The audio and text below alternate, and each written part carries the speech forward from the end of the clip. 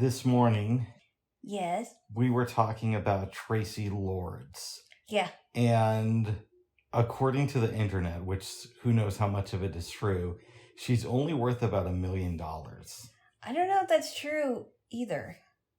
But she's also apparently a music star, even though Tracy only released one album in 1995 that did okay on the charts. Yeah, I I don't think that would count her as a pop star or anything. No. Because I don't know about you, I was listening to the radio back then. Yeah? It wasn't my main thing because I was more of a film fan as a kid, but I don't remember ever hearing about her having a huge hit. I don't remember that either. I was listening to other music that was popular, but I did not hear of anything that Tracy Lords has come out with musically. Oftentimes, these things can be edited a certain way. Yeah, it's kind of like, well, you remember when Paris Hilton came out with a couple of songs? I think she might have had an album, I don't know, but She did. it was bad.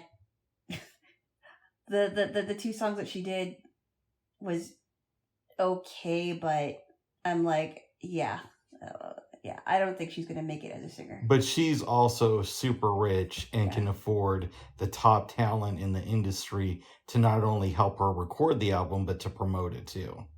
Maybe she used a lot of auto-tunes. That does not surprise me. Although, when I heard those songs, they didn't sound like they were auto-tuned, so I don't even know, but... No, but they can do things with your voice. Yeah, they could. They can make you sound like you're more in tune than really. Mm-hmm. Didn't you say something about Paula Abdul's voice? Like, she wasn't, like, the best singer, so they had to... Okay. Auto-tune her or something? What I've heard from people... From people? Yes, because I've known people in the music industry. Okay. And this maybe was secondhand from them, so who knows if it's true, because it's kind of like it's a copy of a copy hearing it from me, is that Paula Abdul could not sing at all, but that they liked her look. So they did a lot of work in the studio after she recorded to put her voice in the tune. But if you were really to listen to her sing, it would sound horrible. Yeah. Yeah, I've noticed, like, even in certain songs, like if she wasn't, because of the editing that they did, mm-hmm.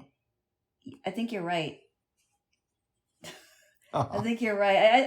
I just think it's really interesting how they want to always make actors or singers a triple threat. So they have to sing, act, and dance. We've talked about this before. I know. But it bears repeating. Or they're supposed to become a social media star. Yeah.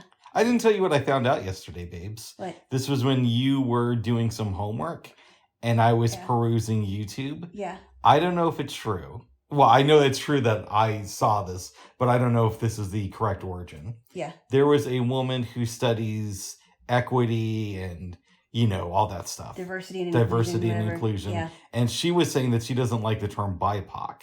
I know we've gone down this road, but here's how it relates to us now. Yeah. She said that she traced the origins, and the term first appeared from a Twitter user in like 2013. Wow. And nobody knows the identity of the user. So it could have been like some white dude who created it. Or a white girl or something. Yeah. Wow. I honestly think, and we've talked about this many times, right. But I honestly think that that's further dividing and marginalizing people. I don't think that these terms like BIPOC and how there's so many pronouns now, mm-hmm. I think it's just further dividing us. I really am. It's not uniting us at all. It's not making people sound like they're so cool. Yeah, and I agree with you. It's not that people don't have the right to be who they are, but I think giving so much focus on announcing it to the world, I know, it feels like it's a distraction from something else. Not from the individuals who are doing it, but from the people who are trying to push this agenda and saying that we need to share this stuff at the beginning of every meeting. Well, but we've gone down that road. Yeah, before. And then I mean, the diversity and inclusion training that I've been hearing about is so ridiculous. Mm-hmm. You know what I mean? Like, oh, well, we have to make sure that these people are comfortable. I get it. you don't want anyone to be bullied on the work job, on the work site, on the job, right? That nobody wants to be bullied, nobody wants to be singled out, but it's further dividing people. Yeah, you could just say, just don't be an asshole. If somebody... Yeah, really. No, just say that. If you call somebody by the wrong pronoun and they say, I understand that you think I'm a guy, but I actually prefer they, them, then refer to them as that. But really, a lot of this stuff, at least in my mind, should be common sense. Now, having said that, I have heard people in my own life say, yeah, Rick, you're looking at it as a rational, logical human being, and what's common sense to you doesn't necessarily apply to everybody else. Yeah, I don't like that people are being fired because they use the wrong pronoun. I think it's ridiculous. That's more like a no-noun then. Bubs. Sorry, babe. You know what I mean? I mean, it's on both sides. I don't like that people are being fired for using the wrong pronoun, and I don't like that people are so they just want to force these pronouns on people. At the same time, you do have to wonder how many times is that the excuse. So meaning, let's say I do a really bad work at my job, right? But they don't want to fire me for whatever reason, and I keep using the wrong pronouns for somebody. That might be the excuse they give to cover up the fact that I'm a bad worker. Yeah, well, and then there's this other, and I think I told you about this before. I don't know if you looked this up again, but there's this other term called quiet quitting, where people will purposely do bad on their jobs. That sounds like something I've done before. Yeah. Except we didn't know it was a term back in the day. Yeah, and there are people that say that quiet quitting is totally acceptable, but other people are saying, well, that's great for you, but what about the people that actually expect you to do your job because you applied for this job, and they want you to have a good work ethic, and the reason why they're doing this is because they don't like the job, right? And I don't think that's right. But you got to remember too, there are some workplaces that are horrible, and I know because I've been in these environments before. I understand that. What I mean by horrible is the boss will give you an assignment, and then 5 minutes later, after you've done it, so there's been situations where I've been told to fire people, and I've done it, and literally within 5 or 10 minutes, I'll get a call from the boss saying, I hired the person back, and I want you to be in charge of making sure everything goes smoothly after you just got me to fire that person. Or they'll tell me one thing and tell somebody else something different, but won't bother letting me on their decision making, so I have to find out after I'm at a meeting, and it's something critical, right?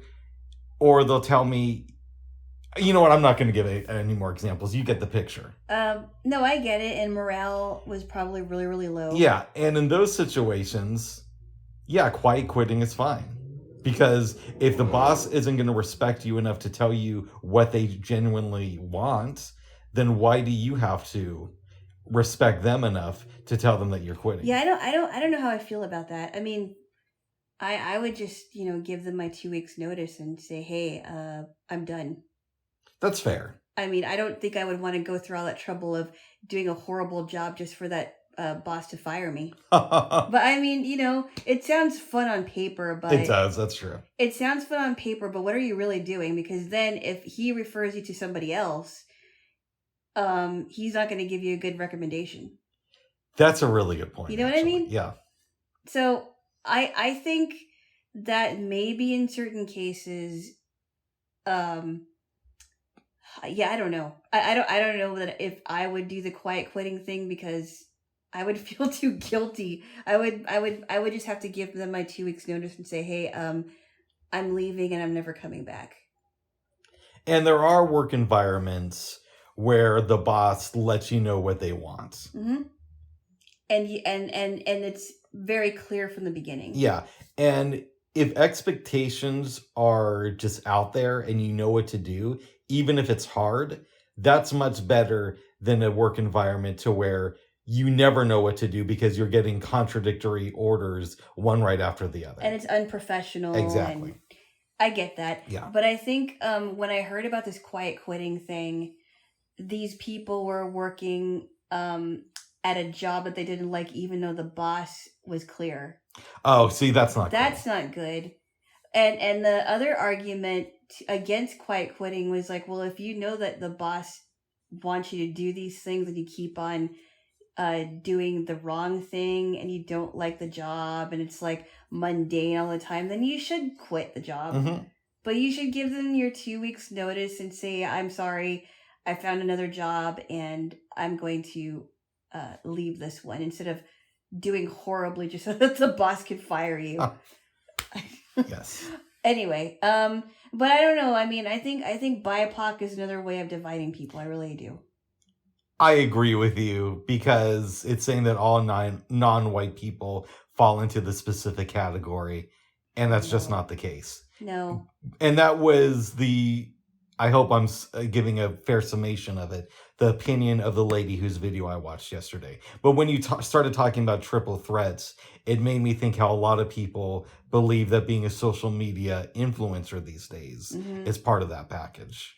And I guess it is, but, well, I'm going to sound old now. I don't really understand how all of that stuff works. Like, how do you translate that skill into money? I guess if you're promoting brands, that's something. Yeah, But I don't know. It's just not my world, I guess. Some people are good at it, and some people just don't have the skills. I don't. I know that about myself. I mean, you really have to develop like marketing skills, and you also have to have talent if you're doing something that has to do with singing or dancing or recipes or whatever. You have to have I guess you would have to have the knack for it. You have to have the drive for it. But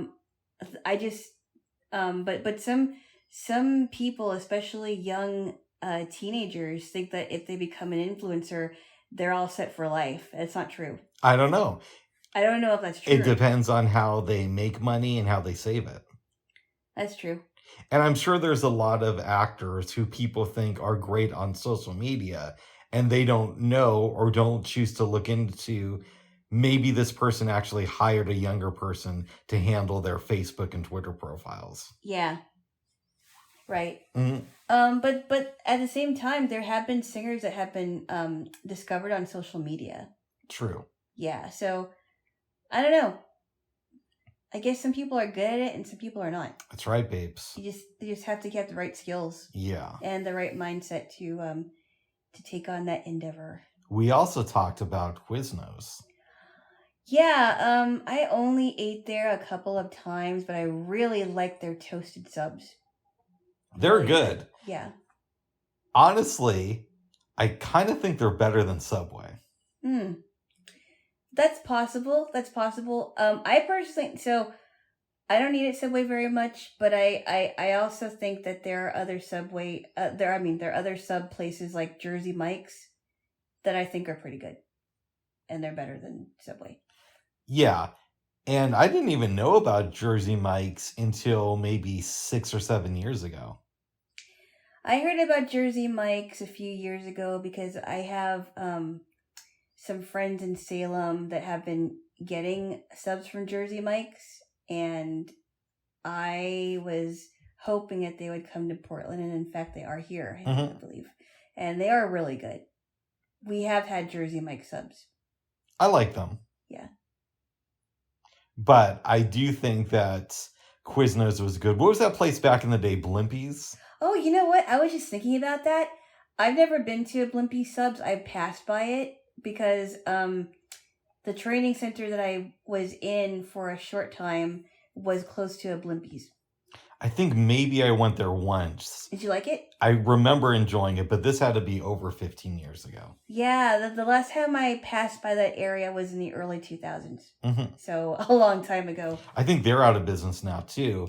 I was just I literally was just thinking about that this morning, Bubs. Nice. And I didn't even mention it because I didn't know if Blimpie's was a local chain or if it was a national one. I'm pretty sure it was national because I remember they had them in Hawaii. Really? Yeah, in Honolulu back in the day. Oh, wow. I didn't know that. But I think they're gone now.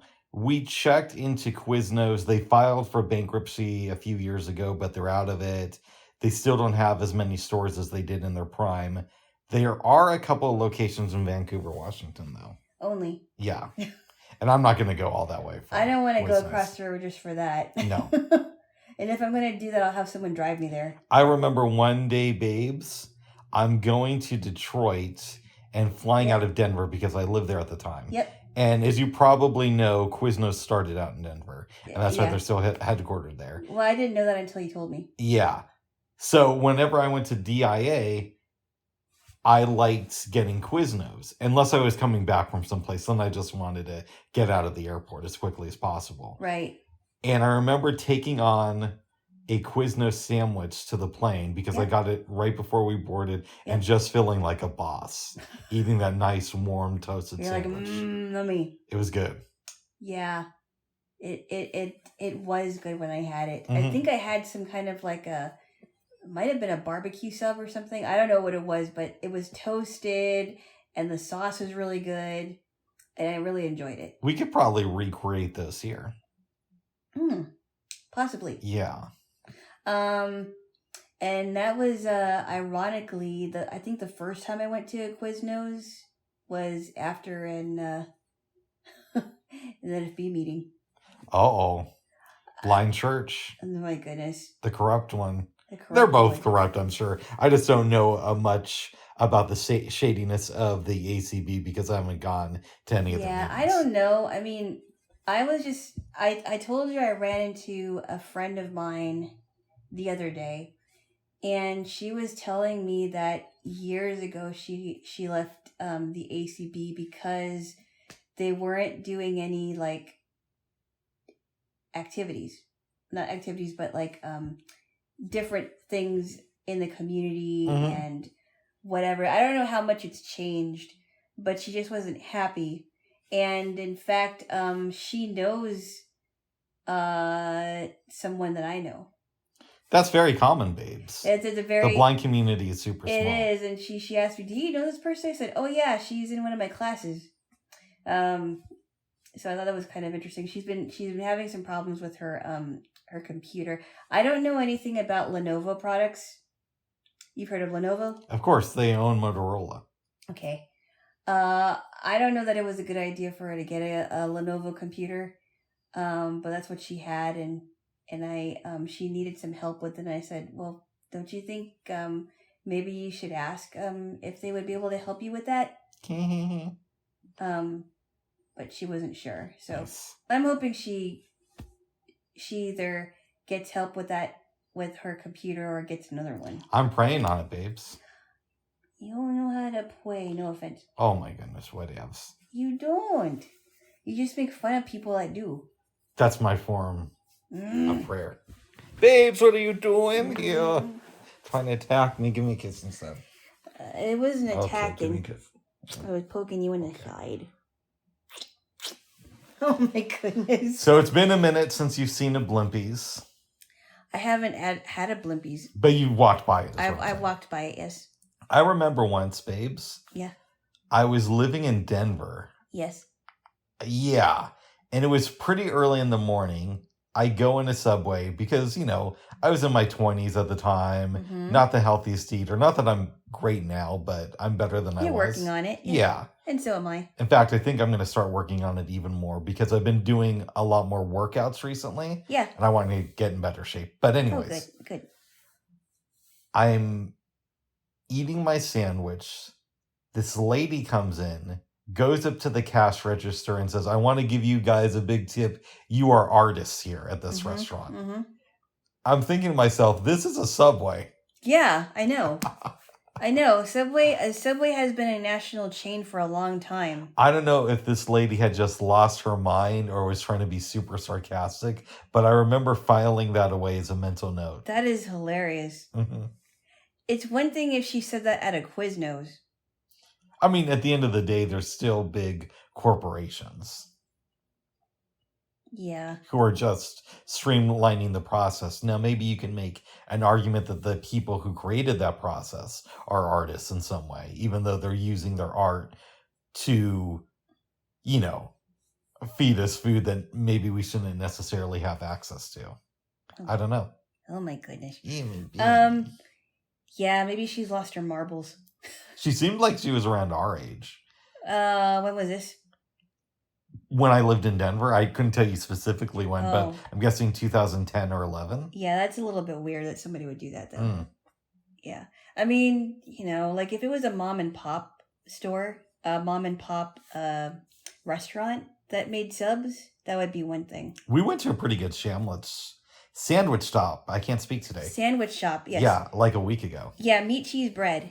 That was a good place. It was. It was very good. It might be fun to try out the Thai restaurant near them sometime. Yeah, you know what? I mean, just because someone said it wasn't that good, that doesn't mean it isn't good. Did they say that? Well, one of my instructors said that she didn't like that one, but that also doesn't mean that we're not going to like it either. Well, what you could do, babes. Yes. You're supposed to get together with a girl who is super attracted to me. And maybe you go to the Thai restaurant with her. Check it out. See if it's Rick worthy. I don't even know. Why don't we just go together, Bubs? What if their food sucks? Well, then we're going to find out together, right? Yeah, but wouldn't you rather find out with her than find out with me? No, I'd rather find out with you than her. Why is that? Well, just because, I mean, she may not even like Thai food. She's kind of weird like that. She might think that you guys are going to eat bow ties or something. I don't know. I mean, I know she likes Indian food, but I don't know if she would like Thai food, honestly. It's weird that there's not more crossover because there's a lot of similarities. There is. I mean, they use coconut milk. Yep. Curries. They use curries. Yeah. I love Thai food. I just think Indian food is a little bit better, but Thai is really good too.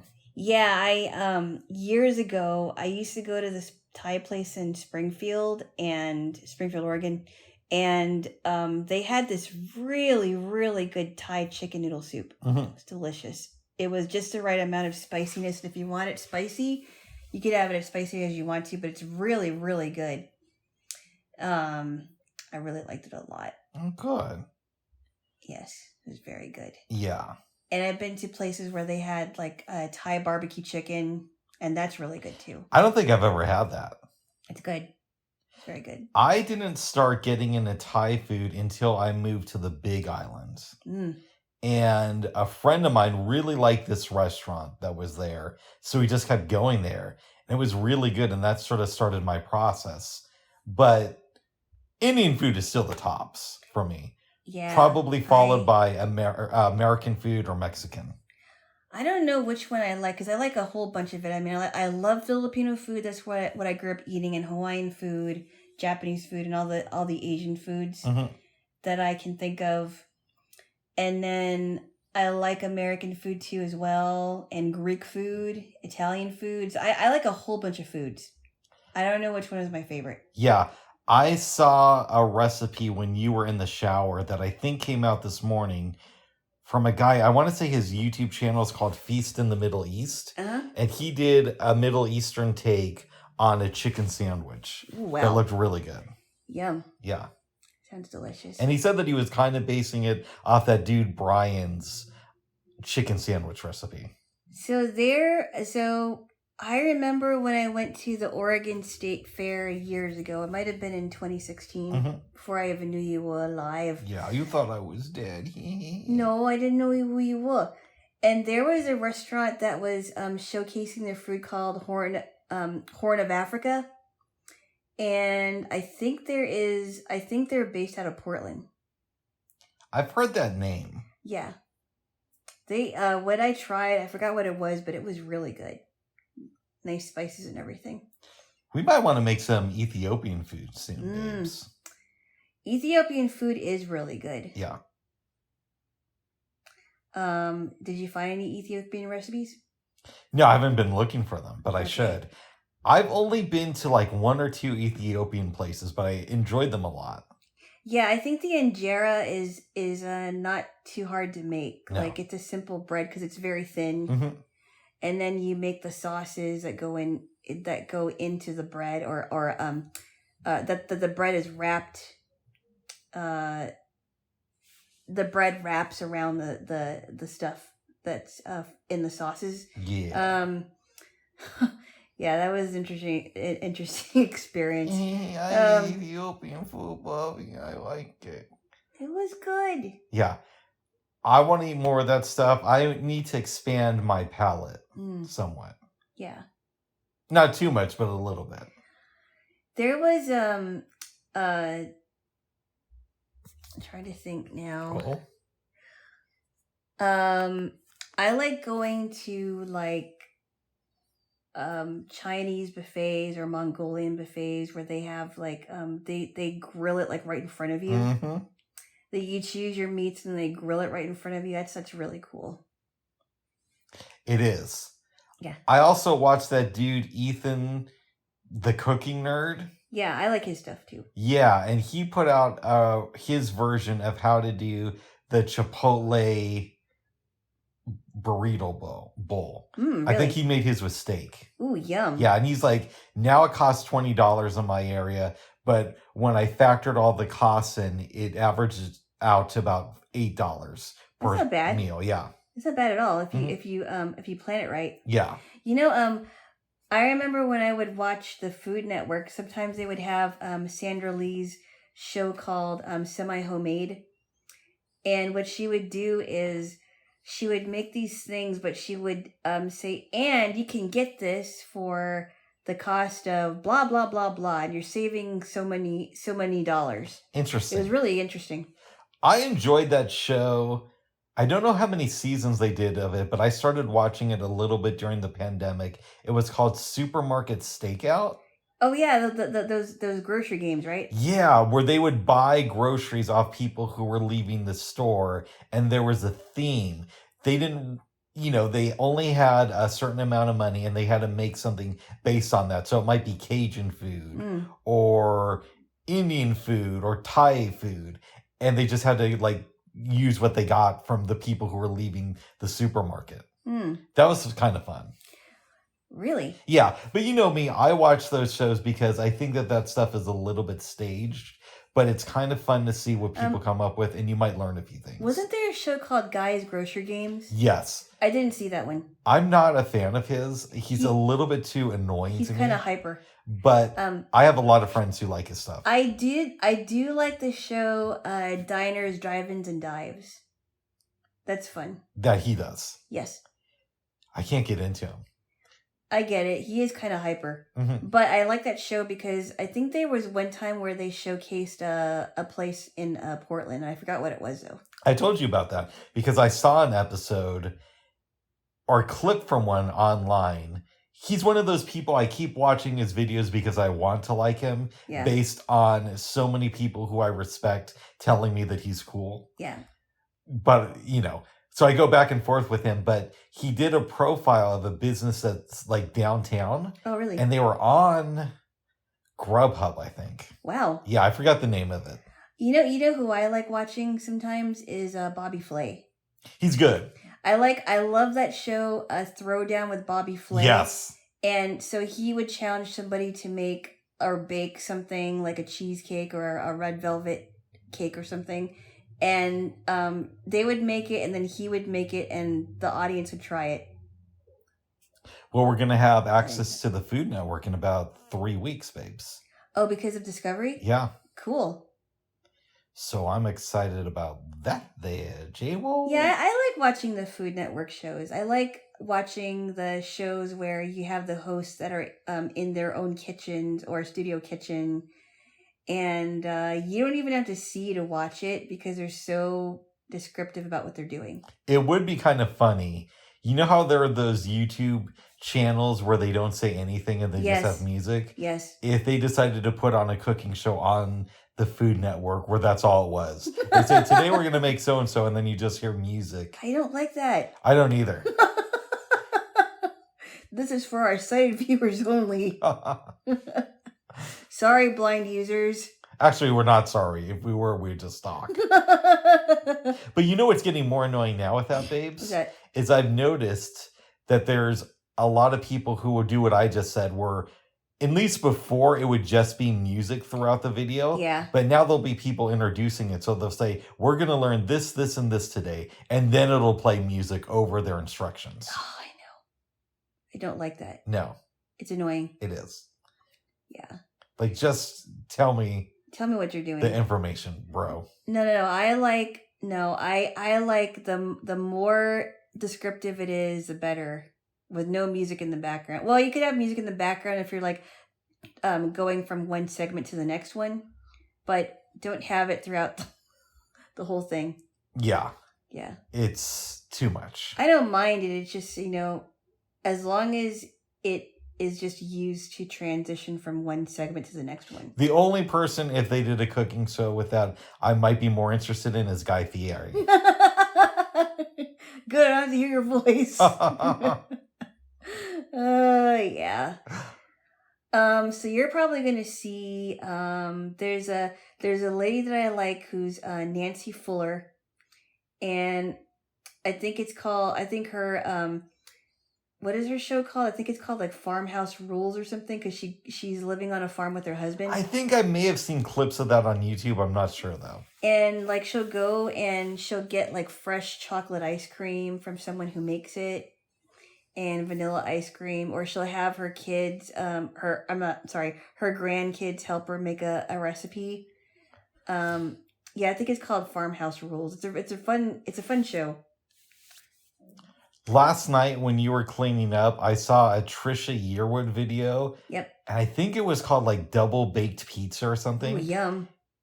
She basically bought store-made pizza dough, put it down on a tray, and just loaded stuff onto it and cooked it. Which is fine. But it seemed like, oh, you guys are just like putting everything on this thing. No, she doesn't do that all the time. Nice. Sometimes she'll make things from scratch. Oh, that's good. She had a recipe for these things called pecan tassies. I don't know what they are. That sounds really fattening. It's a southern thing. I don't know what a tassie is. Do you mind if I ask a Dot? If you want to. Alexa, what is a pecan tassie?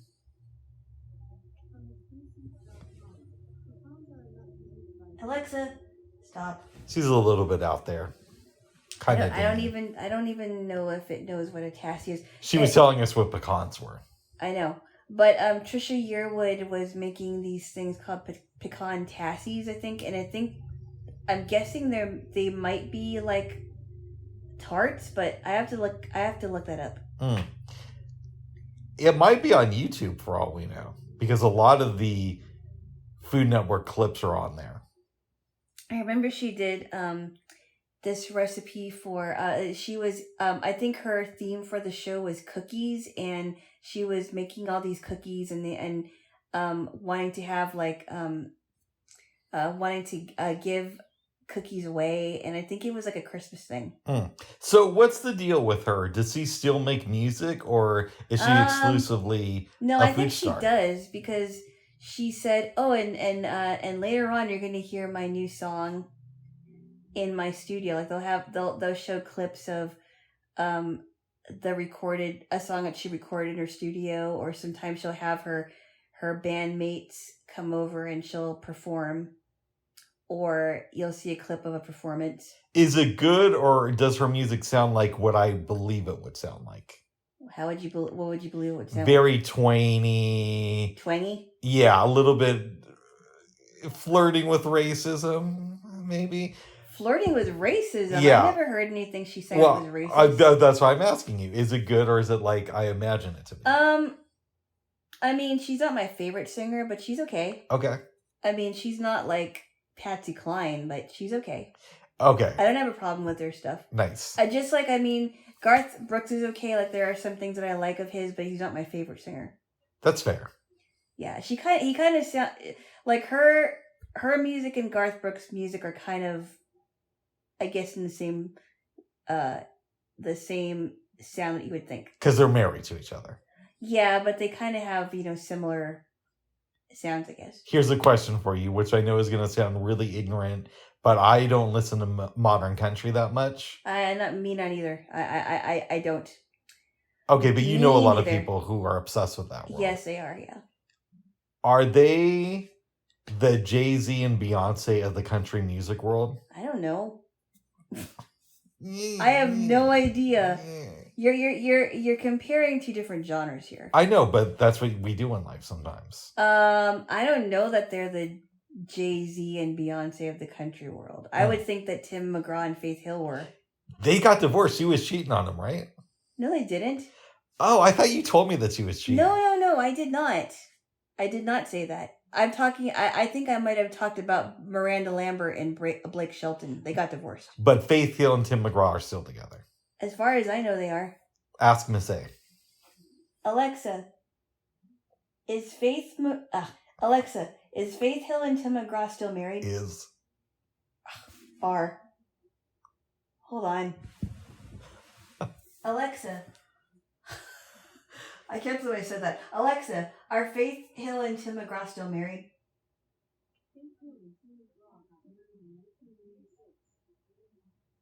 Okay. I could have sworn you told me that she was caught cheating on you. No, that wasn't her. I never said that. I thought this was fairly recently too, when you told me that. No, you're probably thinking about Katie Lee, who cheated on Billy Joel. No, that's like a known thing, but maybe I'm remembering it wrong. It's a different person. Very good. So is Katie Lee remarried? What's her deal? I don't know. I don't think so. I know she I know that she's been open about her divorce, but I don't know how many details if she wrote about any details in a book or anything. I don't know if she's gotten remarried. I personally don't care because I don't keep up with Katie Lee. And in a sense, it's to our benefit that she cheated, because if they would have remained married, she might never have had to hustle and start working with the Food Network. Oh my goodness. Don't you think so? Bubs. What? Whatevs. Who cares? I'm just saying, babes. Oh my goodness. If I ever get a chance to interview, maybe I'll word it like that. Yeah, if you did, I don't know that she would want to talk to you again. Why not? Because interviewers, I don't think, usually ask questions like that. Oh. Bubs.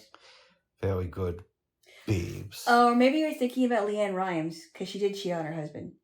No, I really could have sworn within the last couple of weeks, maybe even last weekend, you told me that Faith Hill had cheated on Tim McGraw. No, I never said that. Okay. Well, I guess they have a happy marriage then, babes. I never said that, and if I did say that, then I would have known about that. But I did not say that, and I don't know that there's... You're not going to like this. What? I'm just going to make an observation. Let me put it on me. As you know, don't get offended, I have dyslexia. Yeah. And sometimes when people are suffering from that, they mix up names in their heads. I know, you told me that. So maybe something like that took place. I don't know. Well, I mean, I know of a couple of couples who have actually divorced because somebody cheated. Like Miranda Lambert and Blake Shelton got divorced because I think they both cheated on each other. Nice. No, it's not nice. Oh. Leanne Rimes got divorced from her husband because she cheated on him with Eddie Cibrian, and that was all over. But yeah, that's all I know. Yeah, I think it's interesting when people stay together after they cheat, but everybody's situation is different. I think there are people that can find a way to work it out, and they are, and I commend them for it. If I ever get caught cheating with you, or cheating on you, rather. You really are mixed up. Okay. Well, Gertrude doesn't know about this. Gertrude, there is wife. Gertrude. But if we ever cheat on each other and still stay together, which I don't see happening. If you cheat on me and I find out about it, I'm out. Yeah. I mean, I say that now, but you know. The same thing with me, Bubs. Oh. If I find out you did something, then you're gone too. Oh. But if for whatever reason, because we're brother and sister in Christ, no, and we decide not. to work it out. No, we are not. Not yet, anyway. Oh. Bubs, stop mocking. If we decide to stay together go through the bad times. We're going to describe cheating here on this podcast. Well, that's not going to happen because I'm not going to do that. Oh. You're going to be the only one describing it if it ever happens with you. I like in that movie Speechless, which you haven't seen, is really good and very underrated. Really? Yeah. Who's in it?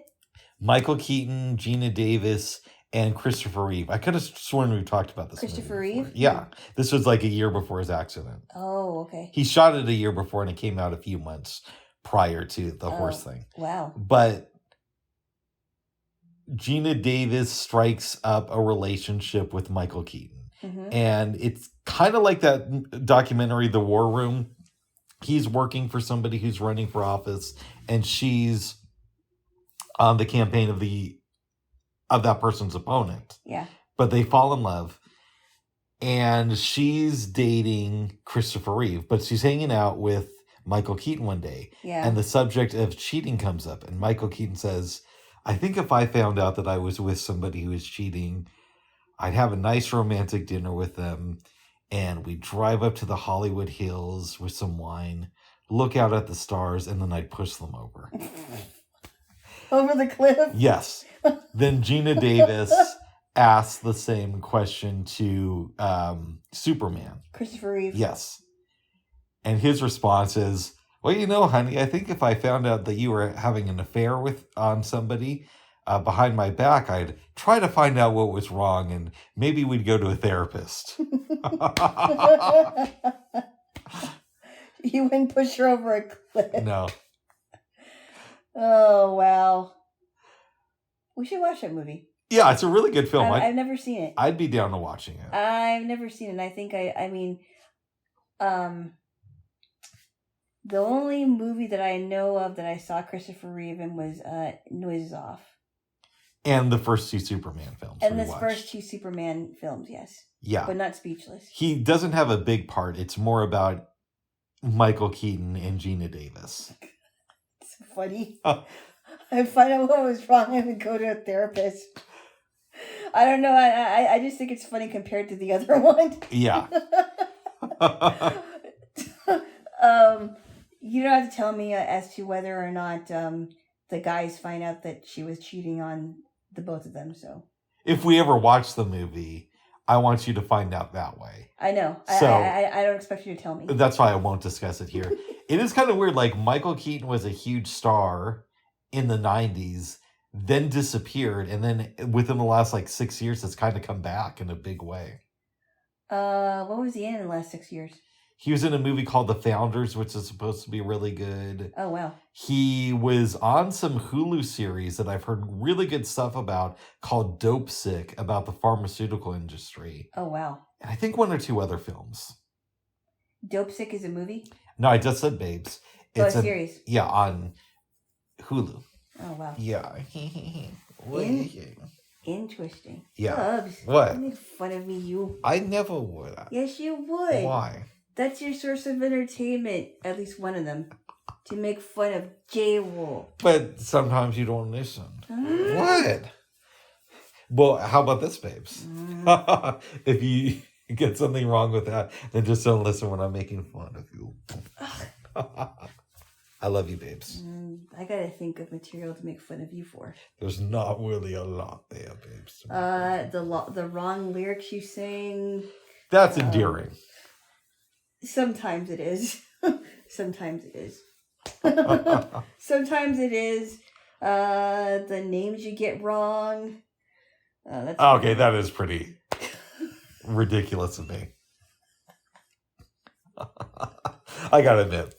No, but actually I think it's kind of cute. Nice. It doesn't really bother me. The lyrics are kind of funny too, but there are some... Okay, so this is interesting. There are some people where I don't mind if they get the lyrics wrong because I think it's funny and cute. But there are other people where they get the lyrics wrong a lot and it drives me crazy. Interesting. Yes, it does. What category do I fall in, Babes? Funny and endearing category. There we go there, Jaylo. Glad to hear that there, Jaylo. But Michael Keaton, check out his stuff. Also, Gina Davis. Did you ever see The Long Kiss Goodnight? No. Was she What was that one about? I really liked this movie as a kid. I'm not sure if it holds up though. I'd like to see it again to check it out. And I actually do have a copy of it. She is a woman with a daughter who I want to say is like 7 years old, right? And Gina Davis woke up pregnant one day. She had no memory of her past life. Wow. Early on in the film, we find out that she used to be an assassin. Wow. And so now she's got to go and take care of business. Wow. And then did she find out who got her pregnant? Yes. Okay. But I don't want to give too much away. Samuel L. Jackson is in the movie. It's 90s Samuel L. Jackson. He's really good because he's Jules from Pulp Fiction. Of course he's going to be good. Is he an assassin too? Well, again, I haven't seen the movie in years, but I think he's just somebody who's helping her figure out her identity and gets caught up in this world. Okay. Yeah. I remember really enjoying it, and I took my grandfather to see it. We went to watch it together on opening day, and he enjoyed it too. Oh, wow. Yeah. You know that other movie I want to show you, babes? What? And maybe next weekend is Dead Presidents. Dead Presidents. With Chris Tucker. It was directed by, I want to say, the Hughes brothers. And you liked it? Yes. Okay. Really? With Chris Tucker in it? Yeah. He has a role in it. And we might have talked about it recently because not that long ago I read that book Bloods, which I heard kind of inspired the movie. But the premise is it's about these 4 Black Vietnam veterans who decide to rob a bank in the 70s. And what happens. I don't know if it's streaming anywhere, but I have a copy of it. So oh, wow. That might be fun to watch next weekend. It's possible. It's not on audio description. I know because I've checked. But I think we should watch it sometime, babes. It's possible. Yeah, maybe next weekend. Maybe. Yeah. But you said you liked it. I did. Yeah, really liked it. Oh my goodness. Yeah, real goodness. Let's talk about sex, baby. No. All right, what are we going to talk about? Do we want to talk about Din Din? What do we make? Oh, this is the second time we made chicken piccata. It was really good. It was super good, Bubs. You did a really good job with the chicken. I was working on boiling the pasta. It was really good. I liked it a lot. We ate all of it. Yes. I still have leftovers of the Zatarain's rice, but we ate all of the chicken piccata. It was really good. I'm glad we had the right amount of chicken breasts to do this. I am too. We only used 2, but they're very big, which Chef John doesn't recommend. Yeah. But I cut them. Yeah. Because, no, I did use your pan, or your pot rather, to kind of flatten them out a little bit. You did. And that helped slightly. Yes, it did. Yeah. The sauce came out just right. It was so good. The cayenne pepper, I think that's why the sauce was a little bit, it had a little bit of a kick to it. Mm-hmm. But it worked. I nicked my thumb when I was using the shredder for the lemon. Oh, I'm so sorry. I should have given you a cutting glove. That's okay, babes. Yeah. I don't think I've ever used one of those. Well, Well, the only problem with that is that I think my cutting gloves might be too small for your hand. Or I should have given you one of my gloves. Yeah. Yeah. That's okay. I didn't even ask for it because, again, I haven't used them before. So that's just part of what happens when you spend time in the kitchen. Which hand did you get, Nick? Was it your left hand? My left one. Oh, yeah. On my thumb. Okay. Yes. Yeah. That could happen. Yeah. Really could happen. It could happen. But it was enjoyable, babes. The food tasted on point. It was very good. And it was easier to get all that stuff off of my skillet because it wasn't stuck on there. But it was good. It was very good. I enjoyed it. Yeah. I enjoyed it. It really the flavors really did pop. They did. Yeah. Yeah.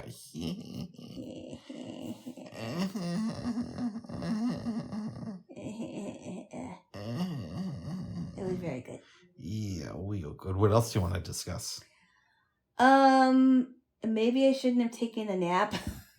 I was tired. I was on my computer doing some tech stuff for a class, reviewing some things, and I was like, you know what? I'm kind of tired. I think I was out for like about an hour. About an hour, yeah.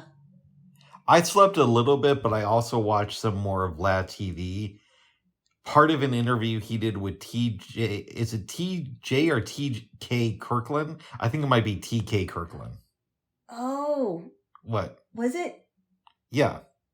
I don't know. I wasn't listening. I was thinking about the other interview we listened to, which we should talk about in a little bit. Which one was that? Who was it with? It was with DJ Watts. Oh yeah, we'll get to that in a minute. Yeah. Yeah. I was thinking DJ Watts, not TK Kirkland or whatever his name is. TK Kirkland is apparently a comedian. I'm not really that familiar with his stuff, but I know that he's been on Vlad before, so I wanted to check out one of his interviews. Vlad was talking to somebody in a video that I saw earlier this week, and he said TK has a lot of stories that seem outrageous, but then you check into them and it turns out that most of them are true. Wow. That's what I think Vlad said. Okay. And TK is telling this story about hanging out with Biggie the day that he died. The day that he passed away. They went to get tattoos and I guess eat ice cream or something. That's odd. And then they go to this party. TK was enjoying it because there were a lot of women there, but he thought that this wasn't going to last. So he goes to do a set at a comedy venue. Mm-hmm. Driving around, sees that the road is blocked. Somebody tells him that Big had died. He didn't believe it. He was feeling sick, so he goes to the hospital, and then it's confirmed. Oh, that he died. Heads home, then calls his mom because his TK's brother died like 2 years earlier. Oh. But Biggie was killed on March 9th, and that happened to be his brother's birthday. Oh, really? TK's brother, yeah. Which year was this again? That Biggie was killed? Yeah, I can't remember now. 97. 97, okay. Mm-hmm. And Tupac was killed the year before. Tupac was killed in September of 96. Yep. Yeah. Oh, by the way, I listened to an interview with Edie Amin from the Outlaws last night. Oh. You're yeah? Oh, yeah. I'm not familiar with the Outlaws, I'm sorry. They were Tupac's group. Okay. And he said that after Pac died, everybody got together, had a wonderful evening celebrating his life, and then the Outlaws smoked some of his ashes. That's weird. I think you told me that. Maybe I heard this before and I just didn't remember it. That's odd. Because it's possible, since there's so many weird things about Tupac and his life.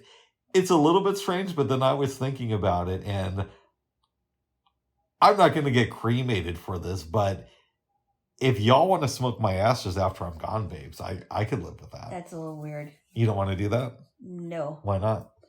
I don't want to smoke anybody's ashes who just died. Why? It's a little weird. Apparently, Pac got the idea because he had some friends who were Native American when he was going to school. And in some tribes, they do that after somebody dies. I think it's a little too strange for me. Why? Why? Because why would I want to smoke someone who just died? I don't know, babes. That's your business, babes. Well, I'm not going to do that for you. Oh, what will you do for me? Bury you. Thank you. By yourself. Not by myself. I'm gonna need somebody's help to do that. Oh my goodness. Hey, Bob, why did you die? I'm having trouble with this grave. What else? Hey, Bob's come back from the dead. I need some help with this shovel. Bobs. I'm just joking, babes. But it was a good interview. Wow. Evie has a kid with Tupac's sister. Oh, wow. Yeah. I guess the kid is an adult now, but he was born a couple years after Pac died. Isn't that the same name of a dictator? Edia, or Elia? Idi Amin. Yeah. And he's Idi Amin. Idi Amin. Yeah. Not Idi Amin. Yeah. Okay, because Idi Amin was I think he was like some kind of a dictator or something. Mm-hmm. Forrest Whitaker played him in the movie. Yeah, the King of Scotland. That's supposed to be good. Yeah. like 4 members of the Outlaws have died. Wow. Yeah. I mean, that's including Pac. Yeah. There were 7. Pac. What? You talk as if you know him. I think it's funny. Oh, my goodness. Wow, really? So all 4 of them died? Yeah. In the last how many years? Well, since like 95, I want to say. Wow. I think somebody might have died before Tupac. I might be remembering this wrong. Mm-hmm. Then Pac died like a month or 2 after somebody else died. And then I know Big Psych died in 2016. And then somebody else passed away. Oh, wow. Mm-hmm. Wow. They had some good music. Yes. I like, what's that song? Staring at the World Through My Rear View. That's a good one. Don't Cry. Baby, Don't Cry. That's a good one. Oh. They had other good stuff too. They're on Hit It Up. Oh, really? Hit 'Em Up. And Edie is the only one alive who worked on that song. Wow. Which is kind of crazy. Interesting. They were talking about the movie All Eyes on Me, Babes. Yeah. This is kind of weird. The dude who played Tupac in the movie, yeah, his dad helped produce Toss 'Em Up. Oh, yeah? Yeah. You know that song. I don't know. That Tupac did with Casey and JoJo. I like the way you give it to me. Let me see you toss it up. Was that on the radio? I think I heard that. Yeah, that's I want to say track 3 or 4 off Machiavelli, but I think it got some play. I like the way you give it to me. Let me see you toss it up. Actually, I don't think I heard that one. We're gonna have to listen to Machiavelli sometime. No, I haven't, because I've heard about the Machiavelli albums, but I don't think I've heard anything from Machiavelli. Machiavelli, I think Tupac did a lot of great work. To me, that's his masterpiece, though. And I know with a lot of Pac fans, it's between that and All Eyes on Me or Me Against the World. So let me get this, because I know that there's a lot of theories behind Machiavelli, right? Yeah. And people are like, oh, Machiavelli, that's Tupac didn't really die. Mm-hmm. But that was under a different name.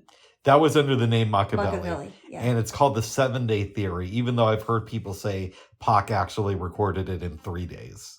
Wow. Yeah, because he was like that. Mm-hmm. He was really prolific in the studio.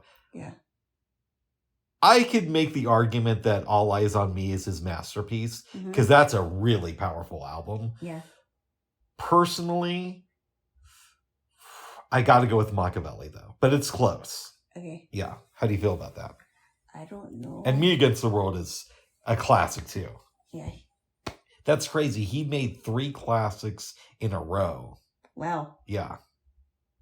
Interesting. And he wanted to give Machiavelli out for free as like a mixtape. Wow. And apparently Suge put his foot down and said, no, sir, we're not doing that. Oh, wow. Yeah. Okay. Yeah. But yeah, there were so many theories surrounding Tupac's death, and is he still alive? But he's not.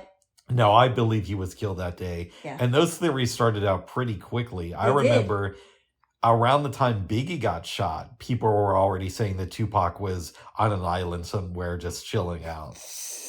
I never heard that one, but I heard the Machiavelli theory. What's the Machiavelli theory? Well, that he wasn't really alive, and he was really, I mean, they knew he was really Machiavelli, but they thought that he recorded that stuff after. Part of that, too, is if you listen to some of the songs that were released after he dies, he references dying. Wow. Yeah. And people who know Pac just said that that's just because he talked about death a lot. Wow. And what he's going to be remembered for. And some of them have made the argument, listen, you get from the universe what you speak, so you got to be careful with your spoken word. I think maybe even T.K. Kirkland was saying that in the video I watched the other day. He's like, Tupac talked about death a lot. Mm-hmm. He died at 25. And Puffy and Jay-Z talked about being rich and getting the women. And they're both alive today, super rich. Puffy's still out with a lot of women. And Jay-Z ended up with Beyonce.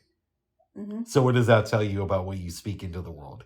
And he was also saying Biggie, first album, Ready to Die, ends with the song that's basically about committing suicide, right?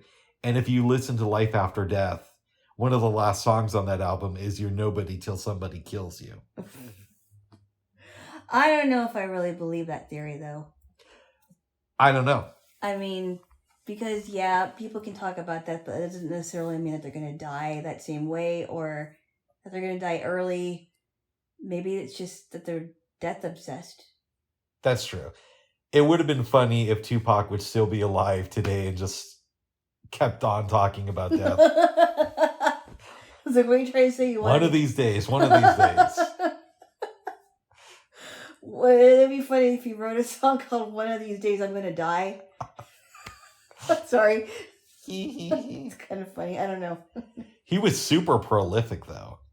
Oh, yeah. I'm sure he was. I mean, in the last 11 months of his life, which was when he was signed to Death Row, he made a couple movies, recorded All Eyes on Me, did Machiavelli, and did the work that would eventually become Better Days, which is a double album, Until the End of Time, which is another double album, and did the whole Outlaws album, their first, official release.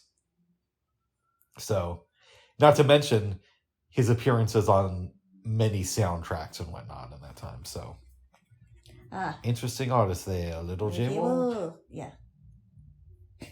What? No, it's just funny how you said that. Would you consider yourself a Tupac fan? Occasionally, but I wouldn't say I'm like a super fan. Oh. There's fans and there's super fans.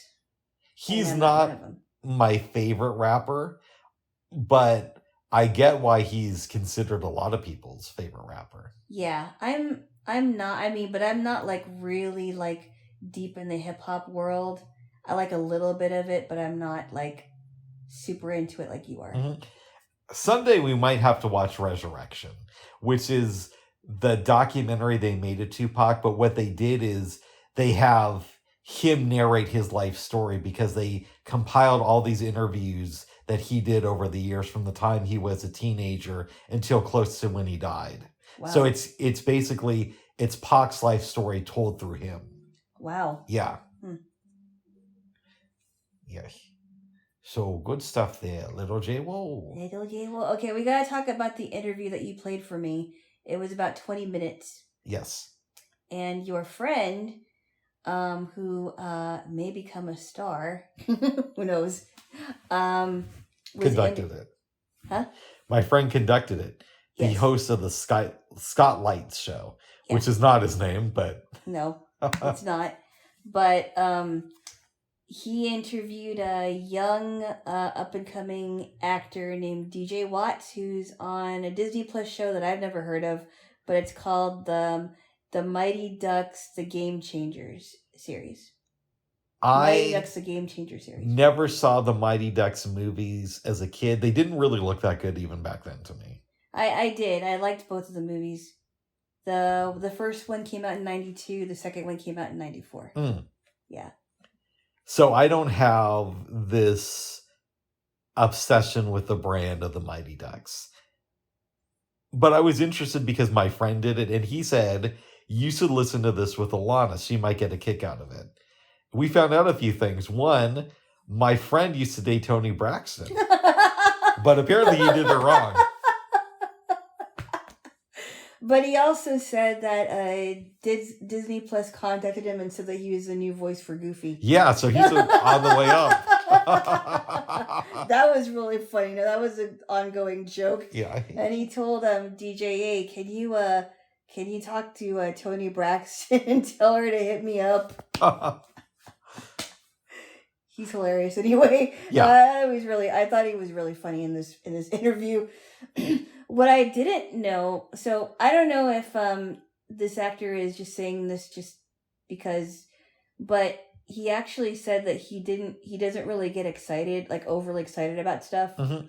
Like even if he met a celebrity that he was starstruck over, he wouldn't be like, oh wow, this is so cool. He would just be like, oh okay, cool. And I'm like, come on, really? I would. Or I wouldn't, or I just would be too shy to talk. He talked about also having a 90s themed birthday party, which to me sounded more like it sounded like late 80s, yeah. Yeah, I'm like, you should ask your mom about the 90s, because that was not 90s. Like, nobody, I don't think I knew anyone that wore a Run DMC shirt in the 90s. No, maybe 88. Maybe. Yeah, maybe 88. And then there was some other things that he said, but it was more late 80s. Yeah. Not quite 90s. And there was this girl that there are more girls there. Pool. There was more girls there than there were boys, and he didn't dance with any of them because he was playing games. Mm-hmm. Video games. I'm like, okay, well, at least he was honest. And then he played pool against this girl, and this girl whooped his butt. This girl beat him, and then he's like, okay, to the one girl, I want a rematch. If you're listening, I want a rematch. My friend, though, reignited the argument that is a constant theme of our relationship. Is Martin Sheen a good dad? What had happened was, we listened to it, and I think it's all over. I'm not going to say anything. I'm biting my tongue.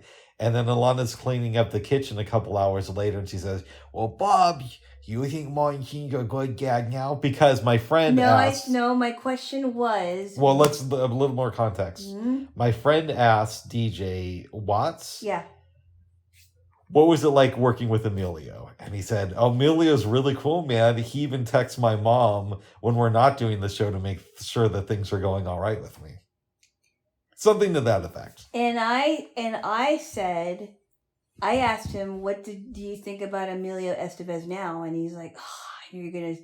And I said, and my argument was, well, just because Martin Sheen has these two sons that are stars... That doesn't mean that both of his sons are horrible people. That just means that both his sons are from the same dad, but one of them is not doing so well. You can be from the same family and one of you not do well, but the rest of you are fine. And my response to her, and I don't know if this is true, is Emilio Estevez might be trying to get with the mom. And I thought that you're crazy. I thought that was just a theory, and it is. It's just a theory. It's a theory. I don't think so. But it was a good interview. I like supporting my friends. I think Emilio Estevez is married, though. Really? I think. I don't know. You know these Hollywood celebrities. Most of them cheat. Most of them. You act as if you're actually in the industry. You don't think they do? I'm not saying that they don't. I'm just saying that not all of them do. I didn't say all of them. Okay. Most of them sounds like almost all of them. I think more than the general public. Well, I will agree that they do get divorced over the stupidest things. I will say that. Oh. They're with each other, they get married, and they get divorced like within months of getting divorced within months of being married. And in Britney Spears' case, she got divorced from this one guy after 55 hours. That was almost 20 ridiculous. years ago, though. I know, but it's just an example. I hear you. Yeah. I don't know how faithful these celebrities are in general to their spouses. And really, it's none of my business. Yeah. You know what I'm thinking of, babes? What? You're thinking? Oh, wah. That's not good. No, okay. I'm kidding. So you know how I hear celebrity gossip just from the few people I know who have interactions with celebrities? Yes. I wonder what that was like in the 1920s or 30s. So let's say I'm a blind guy in Portland, Oregon in 1935. Am I going to hear all these crazy stories about Clark Gable? I don't know. And if they were crazy, it would probably be presented differently. I heard a crazy thing about Clark Gable this week. Really? It was on a Watch Mojo countdown. I don't think you told me about this one. Go on. No. So the thing they said was he was making a movie with Loretta Lynn. Really? Yeah? Was it Loretta Lynn? Oh, Loretta Young. I'm sorry. Okay. Back in the 30s. Yeah. And she ended up having a kid, and they speculate that the kid was Clark Gable's kid. Wow. And then in 1998, a couple years before she dies, Loretta Young goes on the Larry King show and basically says that Clark Gable raped her. What? Yeah. Really? Yeah. Well, but they made it seem in the Watch Mojo clip like she came to the conclusion that the sex was unconsensual during her appearance on the Larry King show. Wow. So then we have to ask a couple of questions. Did she just say that because there was a camera around? She was also an older lady at that point of her life. Yeah. So maybe she was a little bit more easy to convince. Yeah, that it wasn't really consensual. Happened. Yeah. But I want to find that appearance. Yeah. Yes. Interesting. But who knows, if I was living in Portland back then, maybe I would have heard all about this. Oh. Yeah. Because people got to talk even back then. Didn't you tell me that when Clark Gable was with Carol Lombard, was he the one with Carol Lombard? He was. That he would call her Ma? Yes. As a pet name? That's according to a biography I read on Carol Lombard. Oh, wow. Yes. Okay. Which is a little bit strange. It's strange if he didn't have any kids. Exactly. You know what I mean? That's kind of because weird. I've heard people say that when they have kids, they'll call their significant others mom and dad. But it's more just because it's shorthand when they're talking to the kids. Yeah. Yeah. Right. That's different. But if you don't have any kids... yeah. Yeah, really don't. Yeah, I don't know. But my friend did a good job the other day. Well, I mean, I don't know if he did a good job the other day, but the other day we heard his work. And that was yesterday. Yeah. I thought he was funny. Yeah. I thought he was very good. I thought he asked some really good questions. It was 2 days before tomorrow that we heard it. Goodness. It was yesterday. Yeah, 2 days before tomorrow. Oh. Stop it. All right, keep going. It was good. Yeah, real good. Yeah, let him know that I liked it. I will. Yeah. Yeah. And that I was laughing at a lot of what he said. Quacking up over here, Bob. Yes. Very good there, Jaylo. Very good there. Yes. Yes. Babes. Yeah. We decided to watch some films last night. Oh, and they were good. Thank You for Smoking and Conspiracy Theory. I'd like to take the time to give an overview of Thank You for Smoking because I thought it was a really funny movie. Go ahead. So, Aaron Eckhart, I believe, is this guy. What was his name in the movie?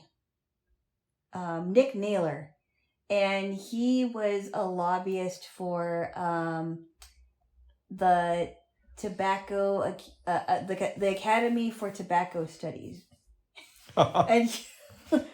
and he was in charge of doing things to make smoking accessible to children and women and men, and trying to make it attractive, and trying to get more actors and actresses to smoke because he believed in the company and that he smoked a lot.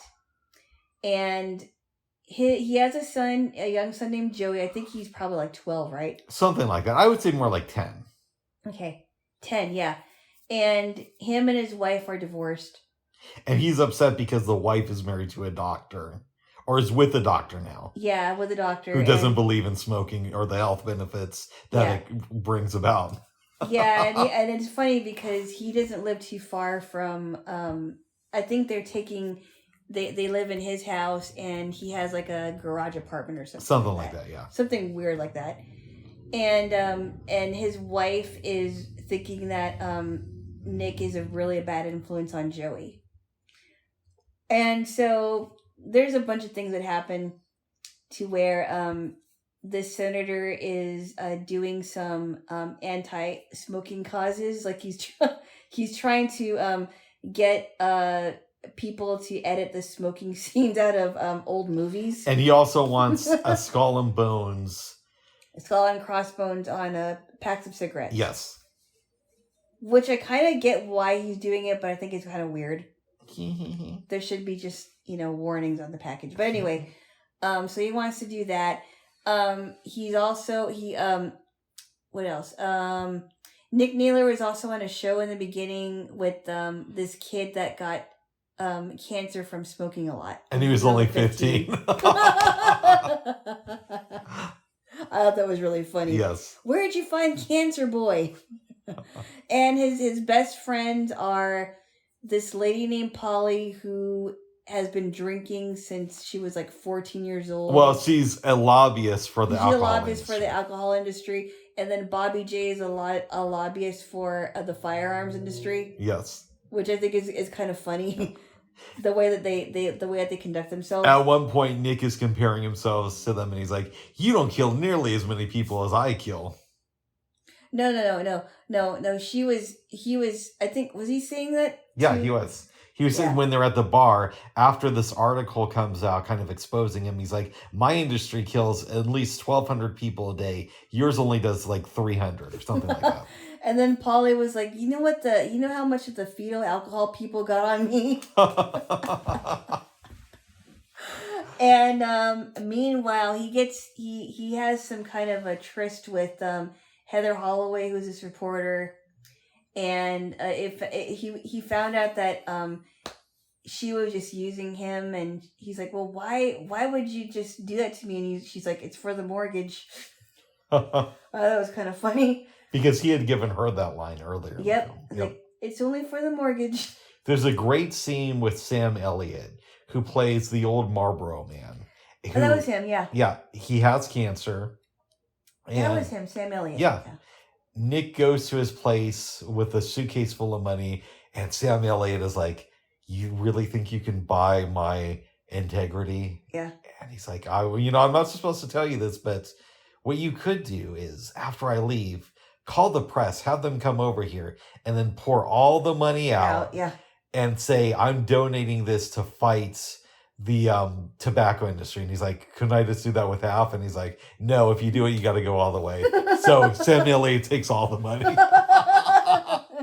I was afraid that was going to be the scene where he grows a moral backbone.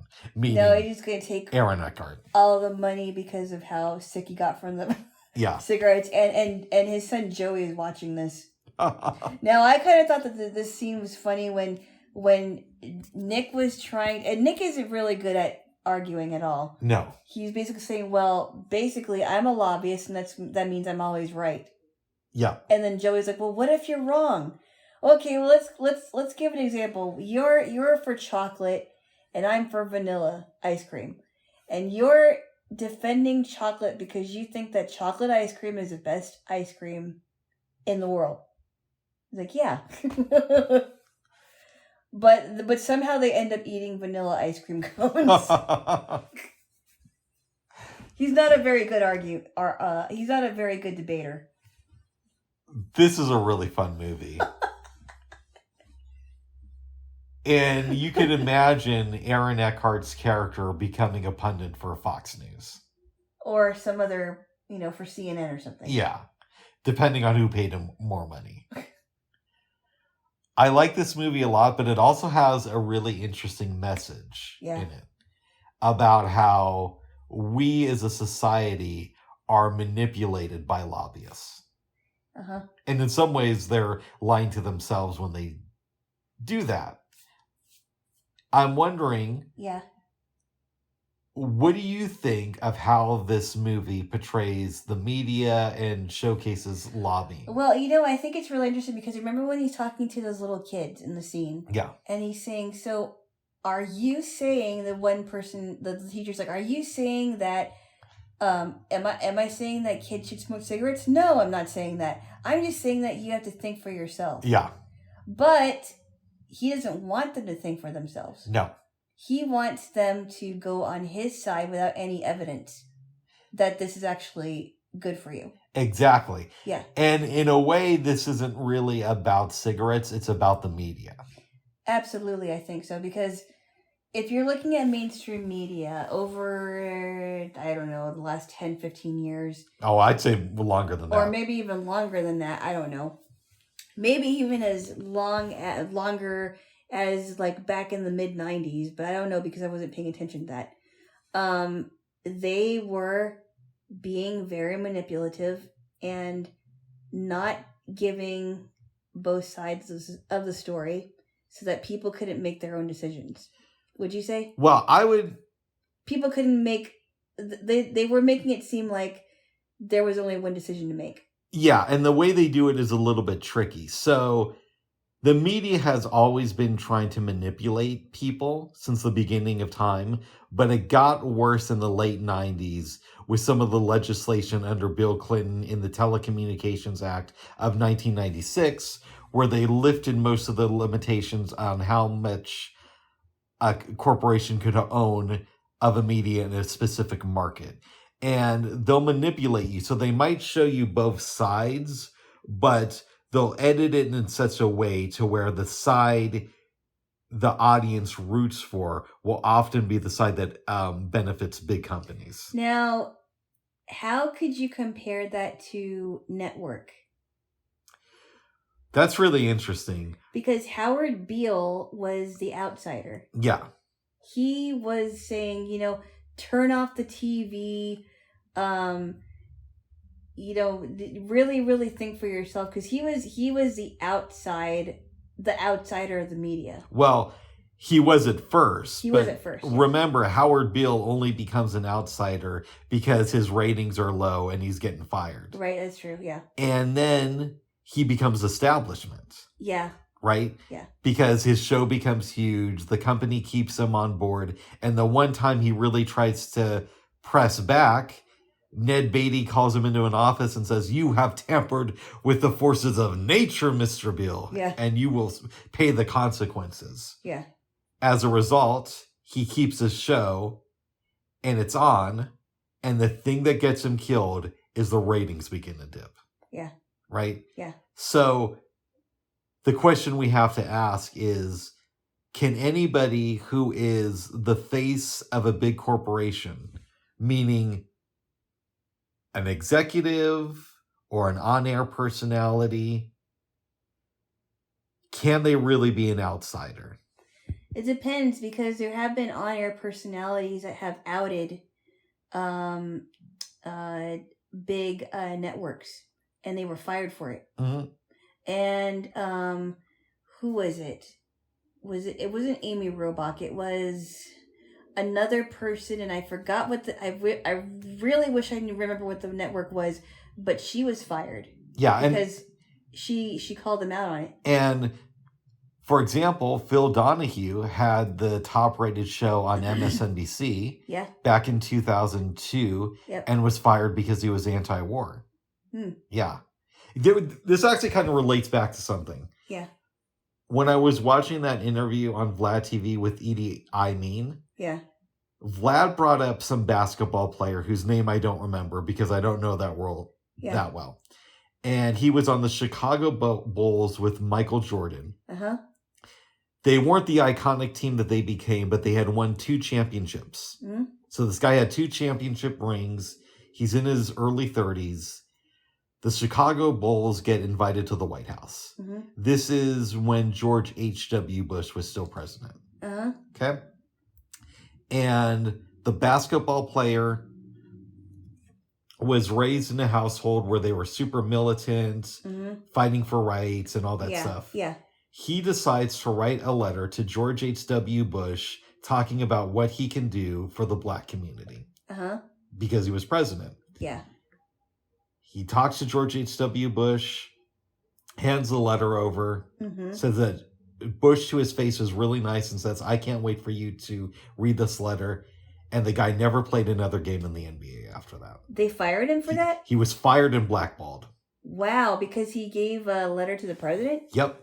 And the president said that he wants him to read the letter? Yeah, and it was about how he could handle relations with the black community. Wow. And he said that he never played another game in the NBA.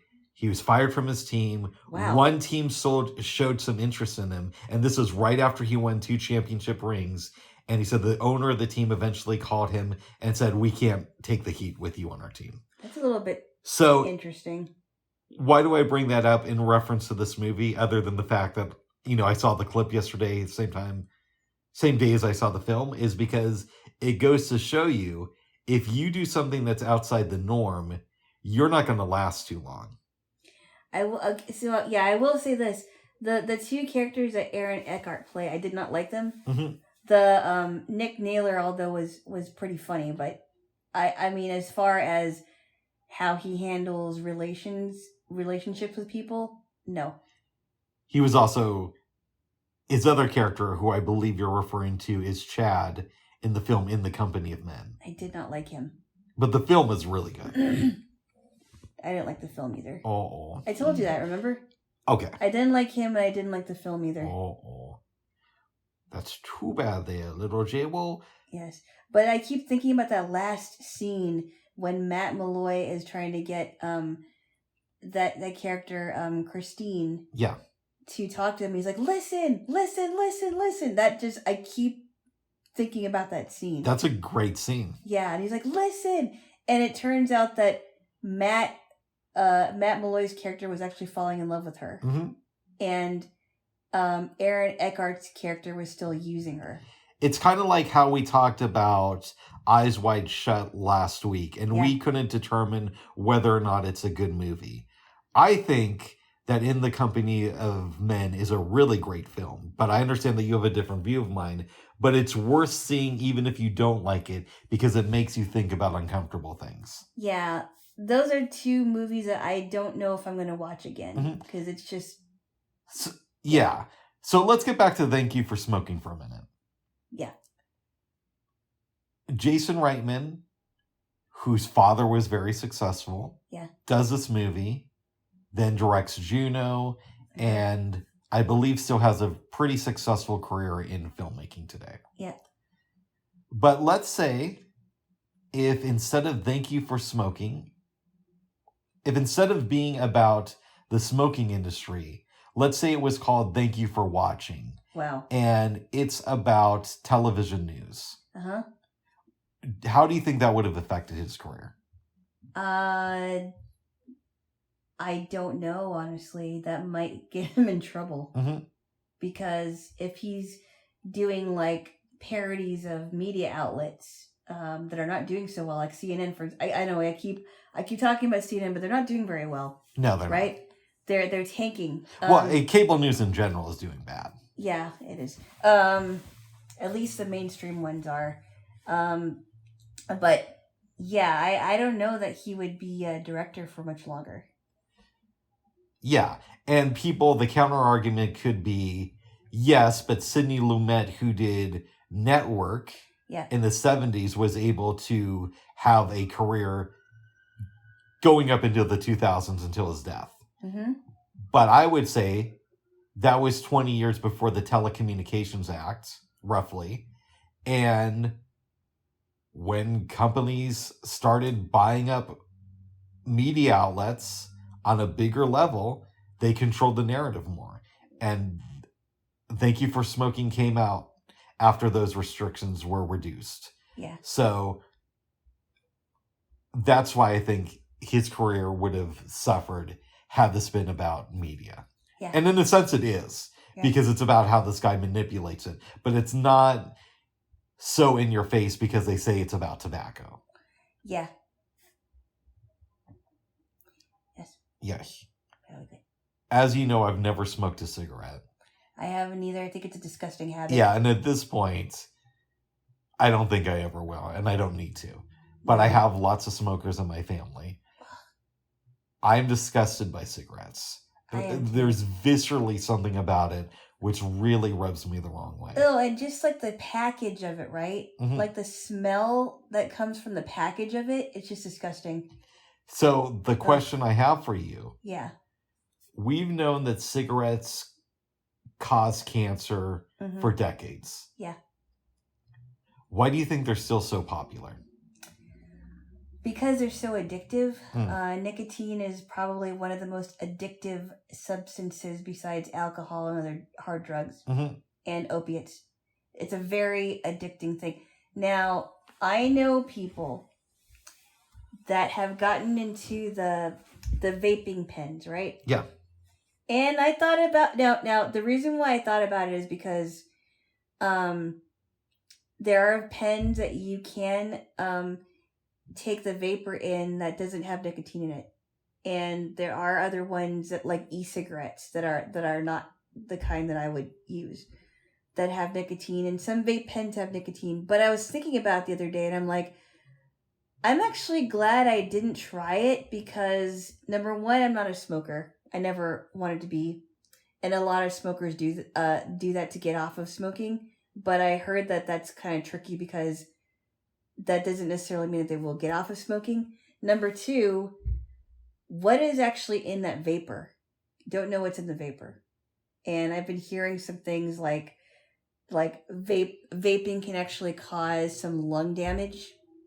It wouldn't surprise me. And probably even heart damage. I don't know. But I know that it's caused some lung injuries. And it could actually cause someone's death too. So I'm thankful that I never tried it. And also those vaping devices can also explode. I've heard about that. Yeah. So vaping is something that I don't think I'm going to be doing anytime soon. Well, good. No. And you won't be smoking either there, Jaylo. None of that. Nope. No, I'm not breathing in some foreign chemicals. No. Oh. I don't think so. Nice. I've already been through cancer. I don't need to cause any more cancer. Yeah. Yeah. Well, good. No thanks. Is there anything else you want to say about Thank You for Smoking? It was really entertaining. It was just funny. Yeah. Very witty, very funny. I love that they had that song that was like, puff, puff, puff that cigarette. That was in the beginning of the... Mm-hmm. Or smoke, smoke, smoke that cigarette. And I forgot who does that one. I think it's Jerry Reed. I like when he asks J.K. Simmons about his boss. Yeah. After the article comes out, basically exposing him. Yeah. The response is, he died this morning.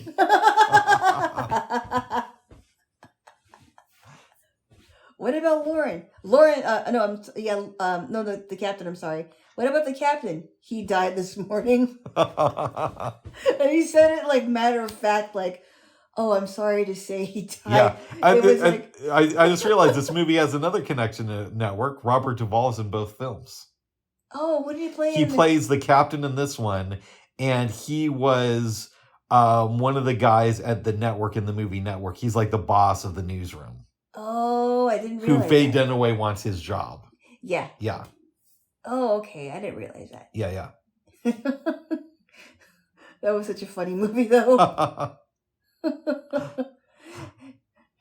And then when he got together with Heather, he's like, okay, I know you probably think that was a good idea, but that wasn't a good idea, but it was a good idea at the time. Yeah. Real good. Oh, goodness. Yeah. Yeah, good movie. Yeah, really good movie. Really good.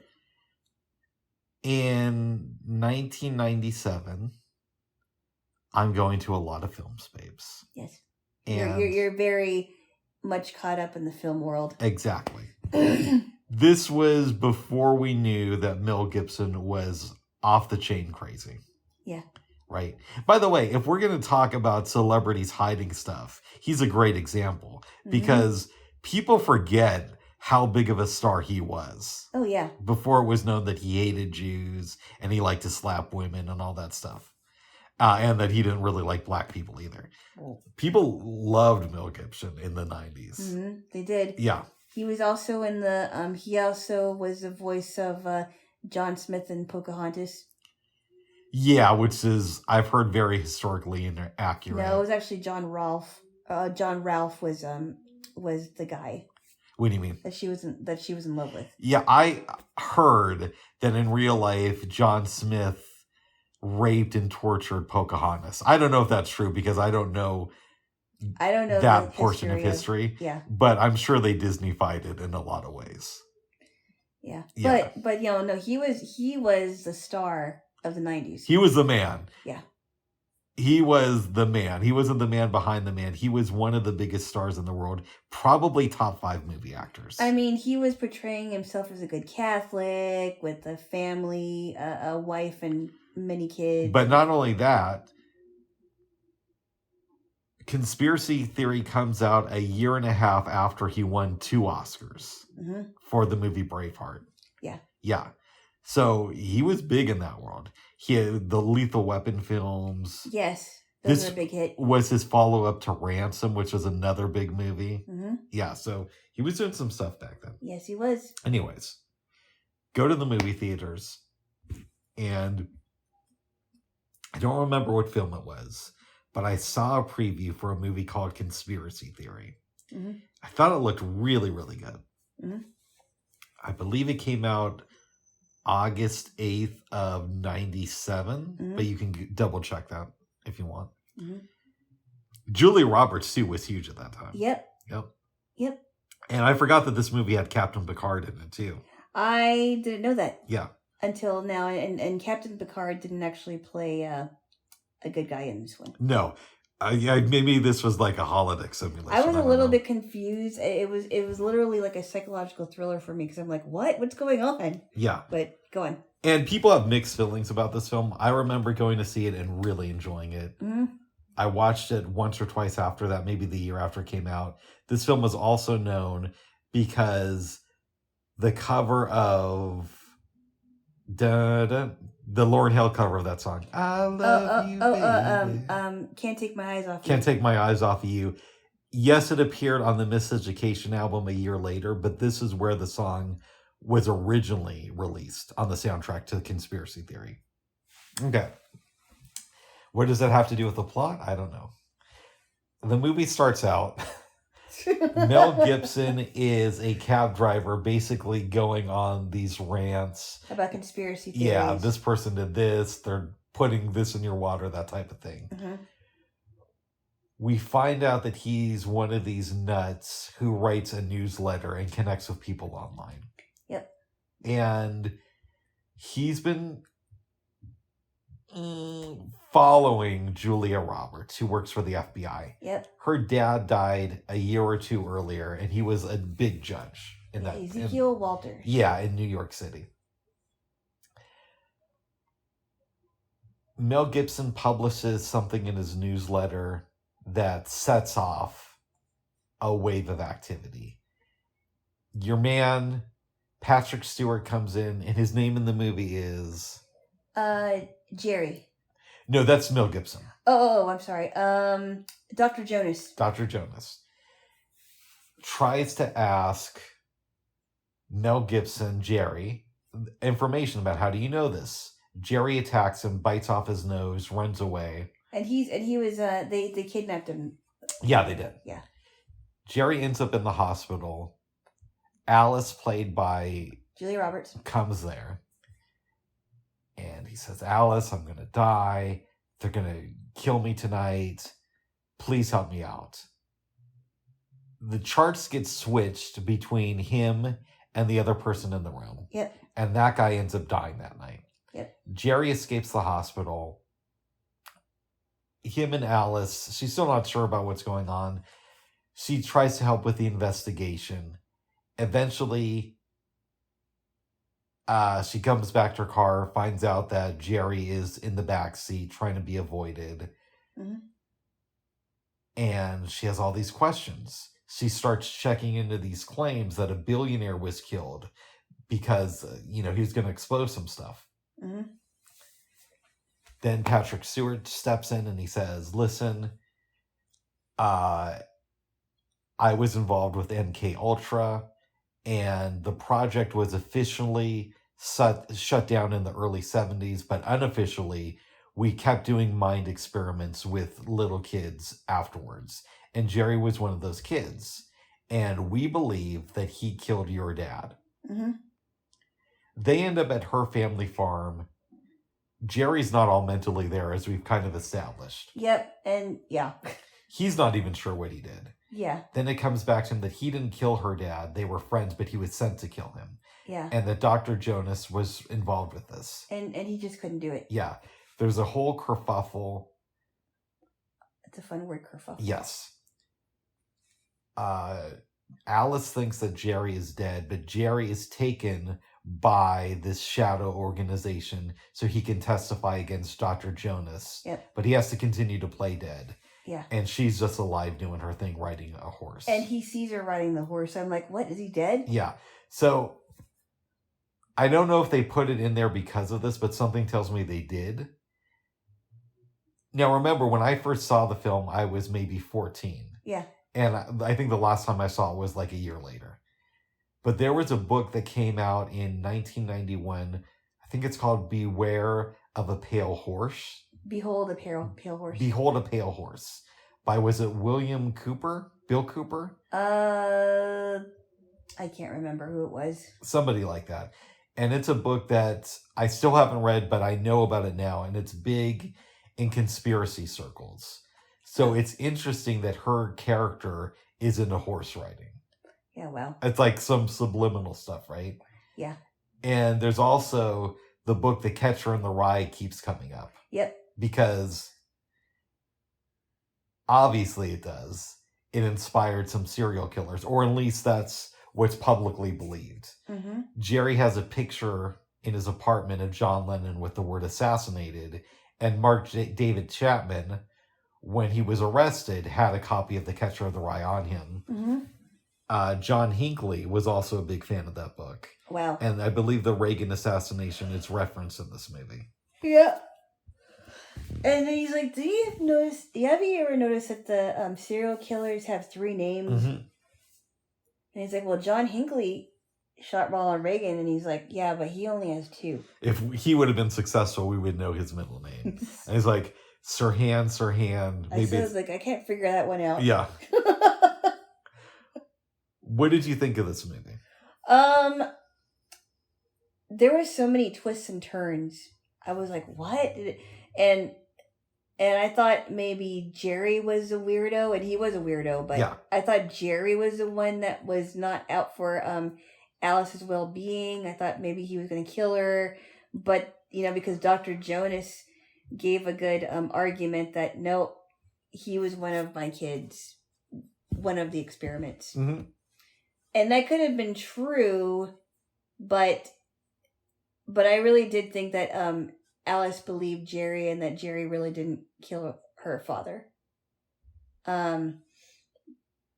What did you think about the scenes where he is trying to give her coffee and he can't remember the combination to the padlock? That was funny. Because everything in his refrigerator was padlocked for whatever reason. Yeah. And I already thought it was kind of strange. And this film came out in an interesting time. We touched on something earlier that maybe bears repeating in the context of this movie. Mm-hmm. It was the year after restrictions got lifted. I think it's called the Telecommunications Act of 1996. Mm-hmm. And it would lead to more media consolidation. Also, the internet is becoming slowly more of a thing. Yep. Which would lead to the rise of certain figures like Alex Jones, right? But it's easy to pick on him, but he's the first name that came to my mind for obvious reasons. So it's kind of right before things become more consolidated and there's more of a focus on a specific message, but there's also going to be a rise of conspiracy theorists in the mainstream over the following decades. Mm. How do you think this film would be different if it was released today? I personally think it would be poignant for today. Mm. Just because there are people that are conspiracy theories, but there are people that are being accused of being conspiracy theorists. I think it's interesting. Well, and there's a lot of gray areas. So in today's culture, conspiracy theorists are mainly associated with the right. And as much as I like to pick on the right, I think that's a little bit unfair. It is unfair. Because there are conspiracy theorists on the right, but there's also conspiracy theorists on the left. And we get into these gray areas because there are some conspiracy theories that both sides believe in, right? So the obvious example would be Epstein. Mm-hmm. I don't know anybody on either side who thinks that he actually killed himself. No. And then we have to ask the question, some conspiracies are true. Yeah. And a lot of it comes down to how good are you at disseminating information. Yeah. Because I think where a lot of people go off the rails for me is they don't really disseminate well. They just go with whatever conspiracy theory they hear. And that becomes the flavor of the month for them. Are you talking about like they don't actually do research? Exactly. On it? Okay. So if I say to you, Alana, I heard that there were aliens in Roswell, New Mexico, And instead of questioning me, you just automatically believe it. Right. And you know that there are people out there who do this. Yes, they do. Yes, they do. I do. I do believe what they do. And I'm like, well, how do you know this? Yeah, but that doesn't discount people who actually do research and know that in many instances, the government and media are lying to us. Mm-hmm. So it's a very complex subject that I think some people try to put into a box. And some of it is for reasons that are nefarious, that the government wants you to make us think that we're all insane for thinking outside the box. And some of it is just human nature. It's easier for our minds to think that way, to think inside the box. Right. So it's complicated stuff. Well, I mean, and I think it's interesting that we watch both of these movies back to back from each other, because you got this lobbyist in the first movie that thinks that he's right all the time. Mm-hmm. But he's not right, because there's evidence against his argument, which he doesn't make a very strong argument for smoking. It's just like, well, there's no evidence, but even his son is questioning him, well, what if you're wrong about this? Yeah. Now, even though his son was, Joey came to that conclusion, like, well, I believe you because you're my dad. And I'm thinking to myself, boy, when that kid grows up, I hope he does more research on what cigarettes really do to you. Mm-hmm. But he's 10 years old. He can get away with it for now. But hopefully, I forgot the scene to mention. Remember that one scene where Senator Finister, I think his name is, was asking him, what would you do when your son turns 18? Would you encourage him to smoke? His answer is something to the effect of, I'd buy him his first pack. If he wanted to. Yeah. Yeah. Back to conspiracy theory for a minute. Yeah. What does this film teach us about either the 90s or our culture today? Well, what am I trying to say? Just because somebody might say that something is true, that doesn't mean it is true. Mm-hmm. And it does help to do research and look at the facts surrounding whatever it is they said. And not just take things that you hear blindly until you actually know what really is going on both sides. And just because something is true that somebody says, it doesn't mean that they're always correct. Because Absolutely. Jerry is wrong about 99% of the conspiracy theories he spouts. Yep. But one of them happens to be correct. Yeah. Yeah, exactly. Yeah.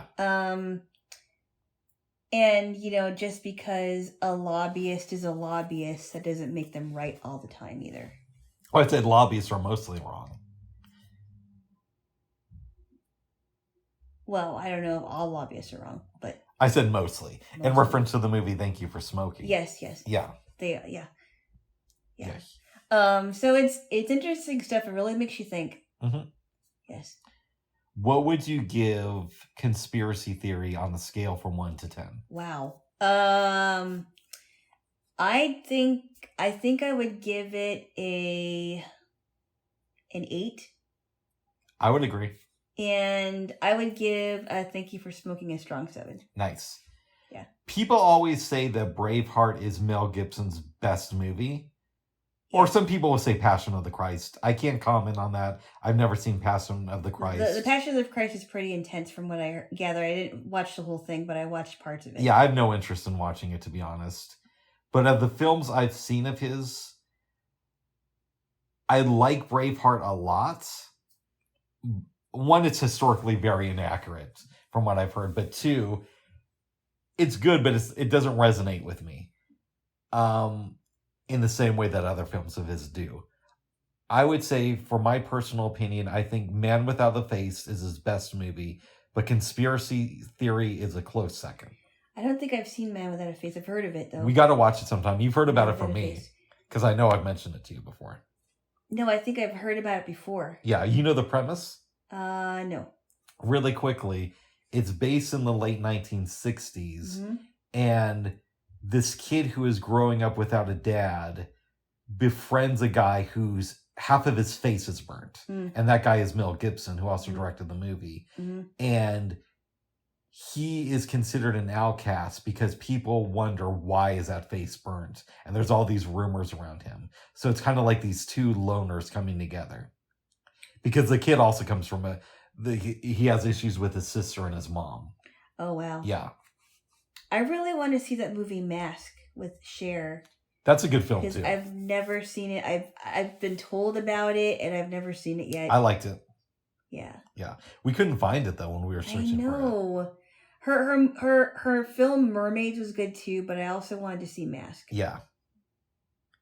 Next weekend, we might want to do Man Without a Face and Dead Presidents.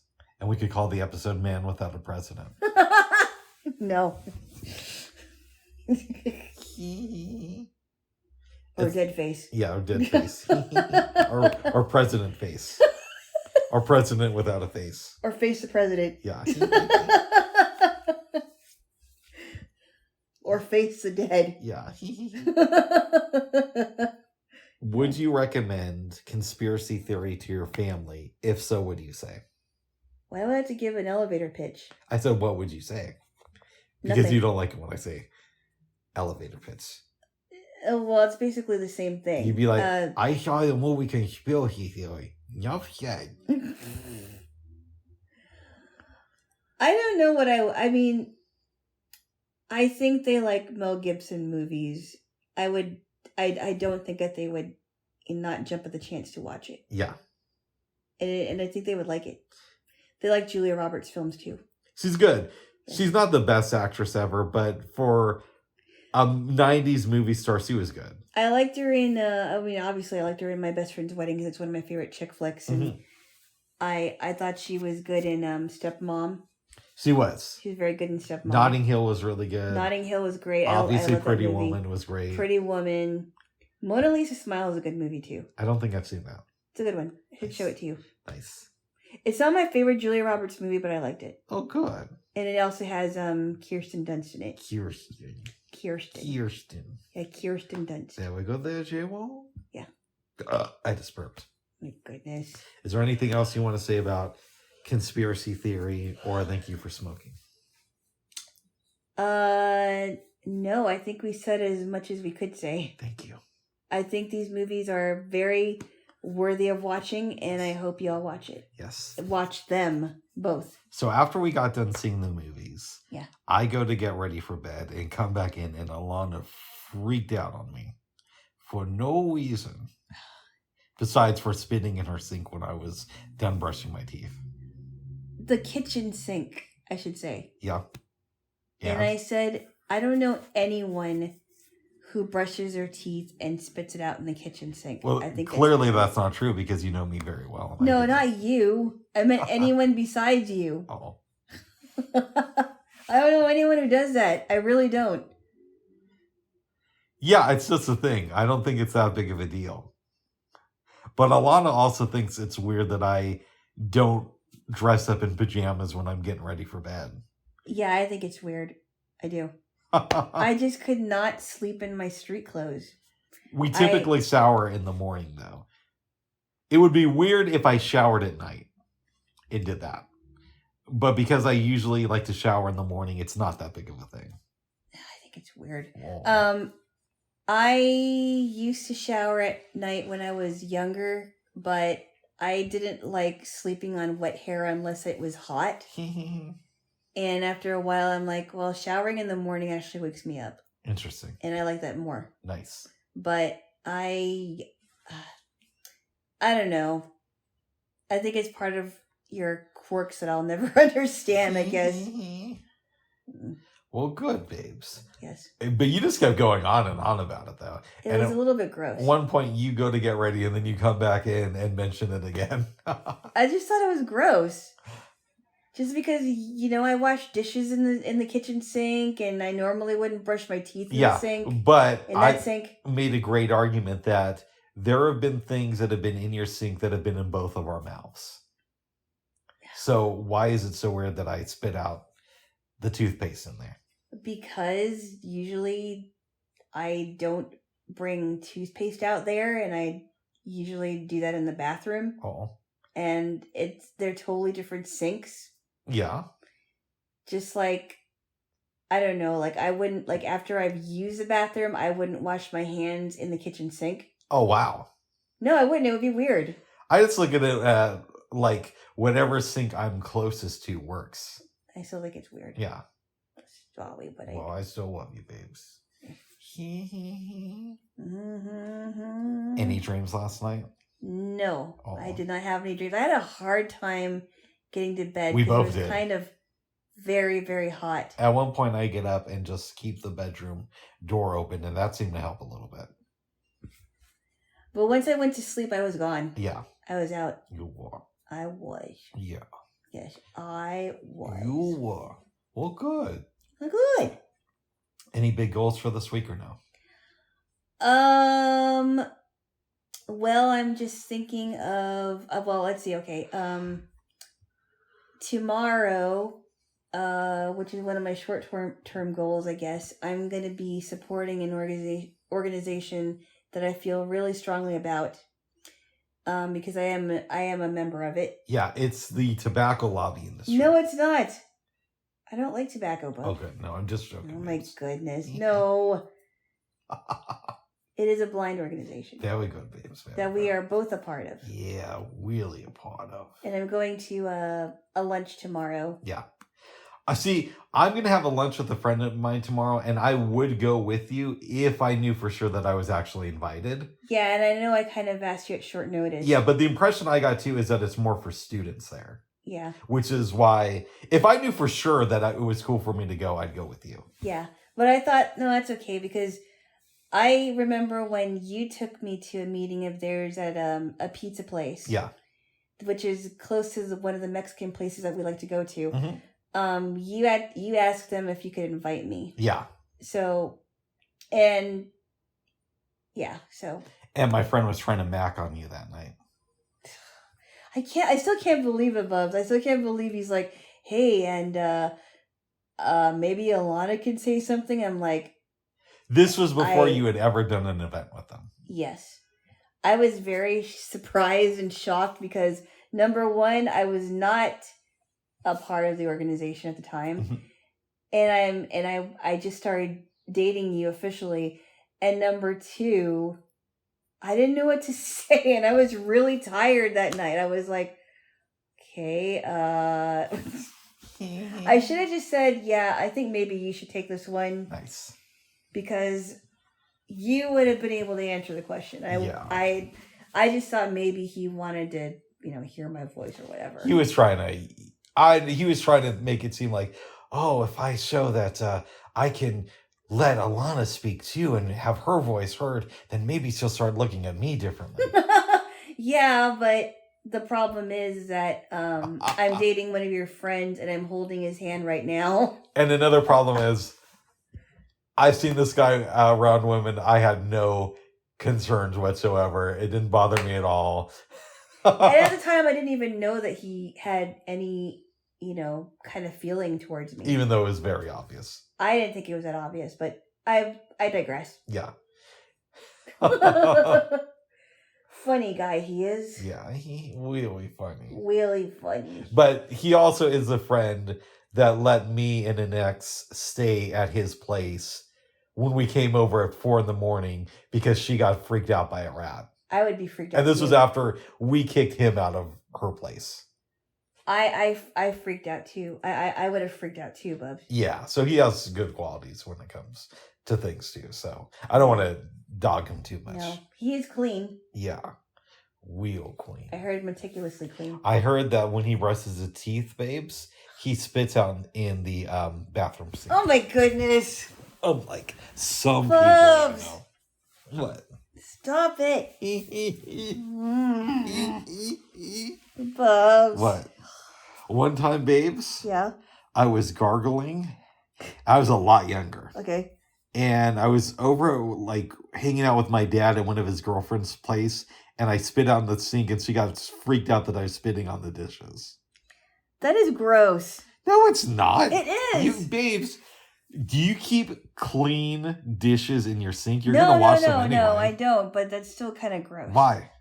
Just because you're trying to wash your dishes and then like a bunch of spittle. No, she wasn't trying to wash the dishes. I was gargling. It's not like she was cleaning the dishes. They were just in the sink and I spit out. Yeah, but were they dirty dishes? Yeah, they're. Why else would you have dishes in the sink? That's why I think it's weird to spit your toothpaste out in the kitchen sink, especially if you just clean the sink. And I don't know. I just think it's gross. Yeah. Moral of the story is my dad and I have both dated women with interesting thoughts about sink life. I love you. Yeah, I love you. I love you. You're trying to get it good with Jaylo, huh? Yeah. Okay, I love you. I love you. You're weird, but I love you. You are weird, and I do love you. I always say I'm very normal. The one weird aspect about me is maybe my dating choices. Hey! What are you trying to say, Bubby? No. I'm just joking. No. Seriously, as my one very good friend told me several years ago, over a decade before you and I even met, everybody is fucked up in their own special, unique, beautiful way. So are you. Oh! Okay, enough now. All right, give me a kiss. Okay. Bubs. Yeah. I love you. Bubs. I just burped in your hands. It's all good, though. No, it's gross. Good. All right, babes. Is there anything else you want to say? No, I don't think so. All right, let's wrap it up. Give me a kiss. Bubs. What? Stop it. Stop what? Oh, babe. Oh, babes. Oh, yeah. Bubs. Okay, that's enough. All right, give me a kiss. Give me a kiss.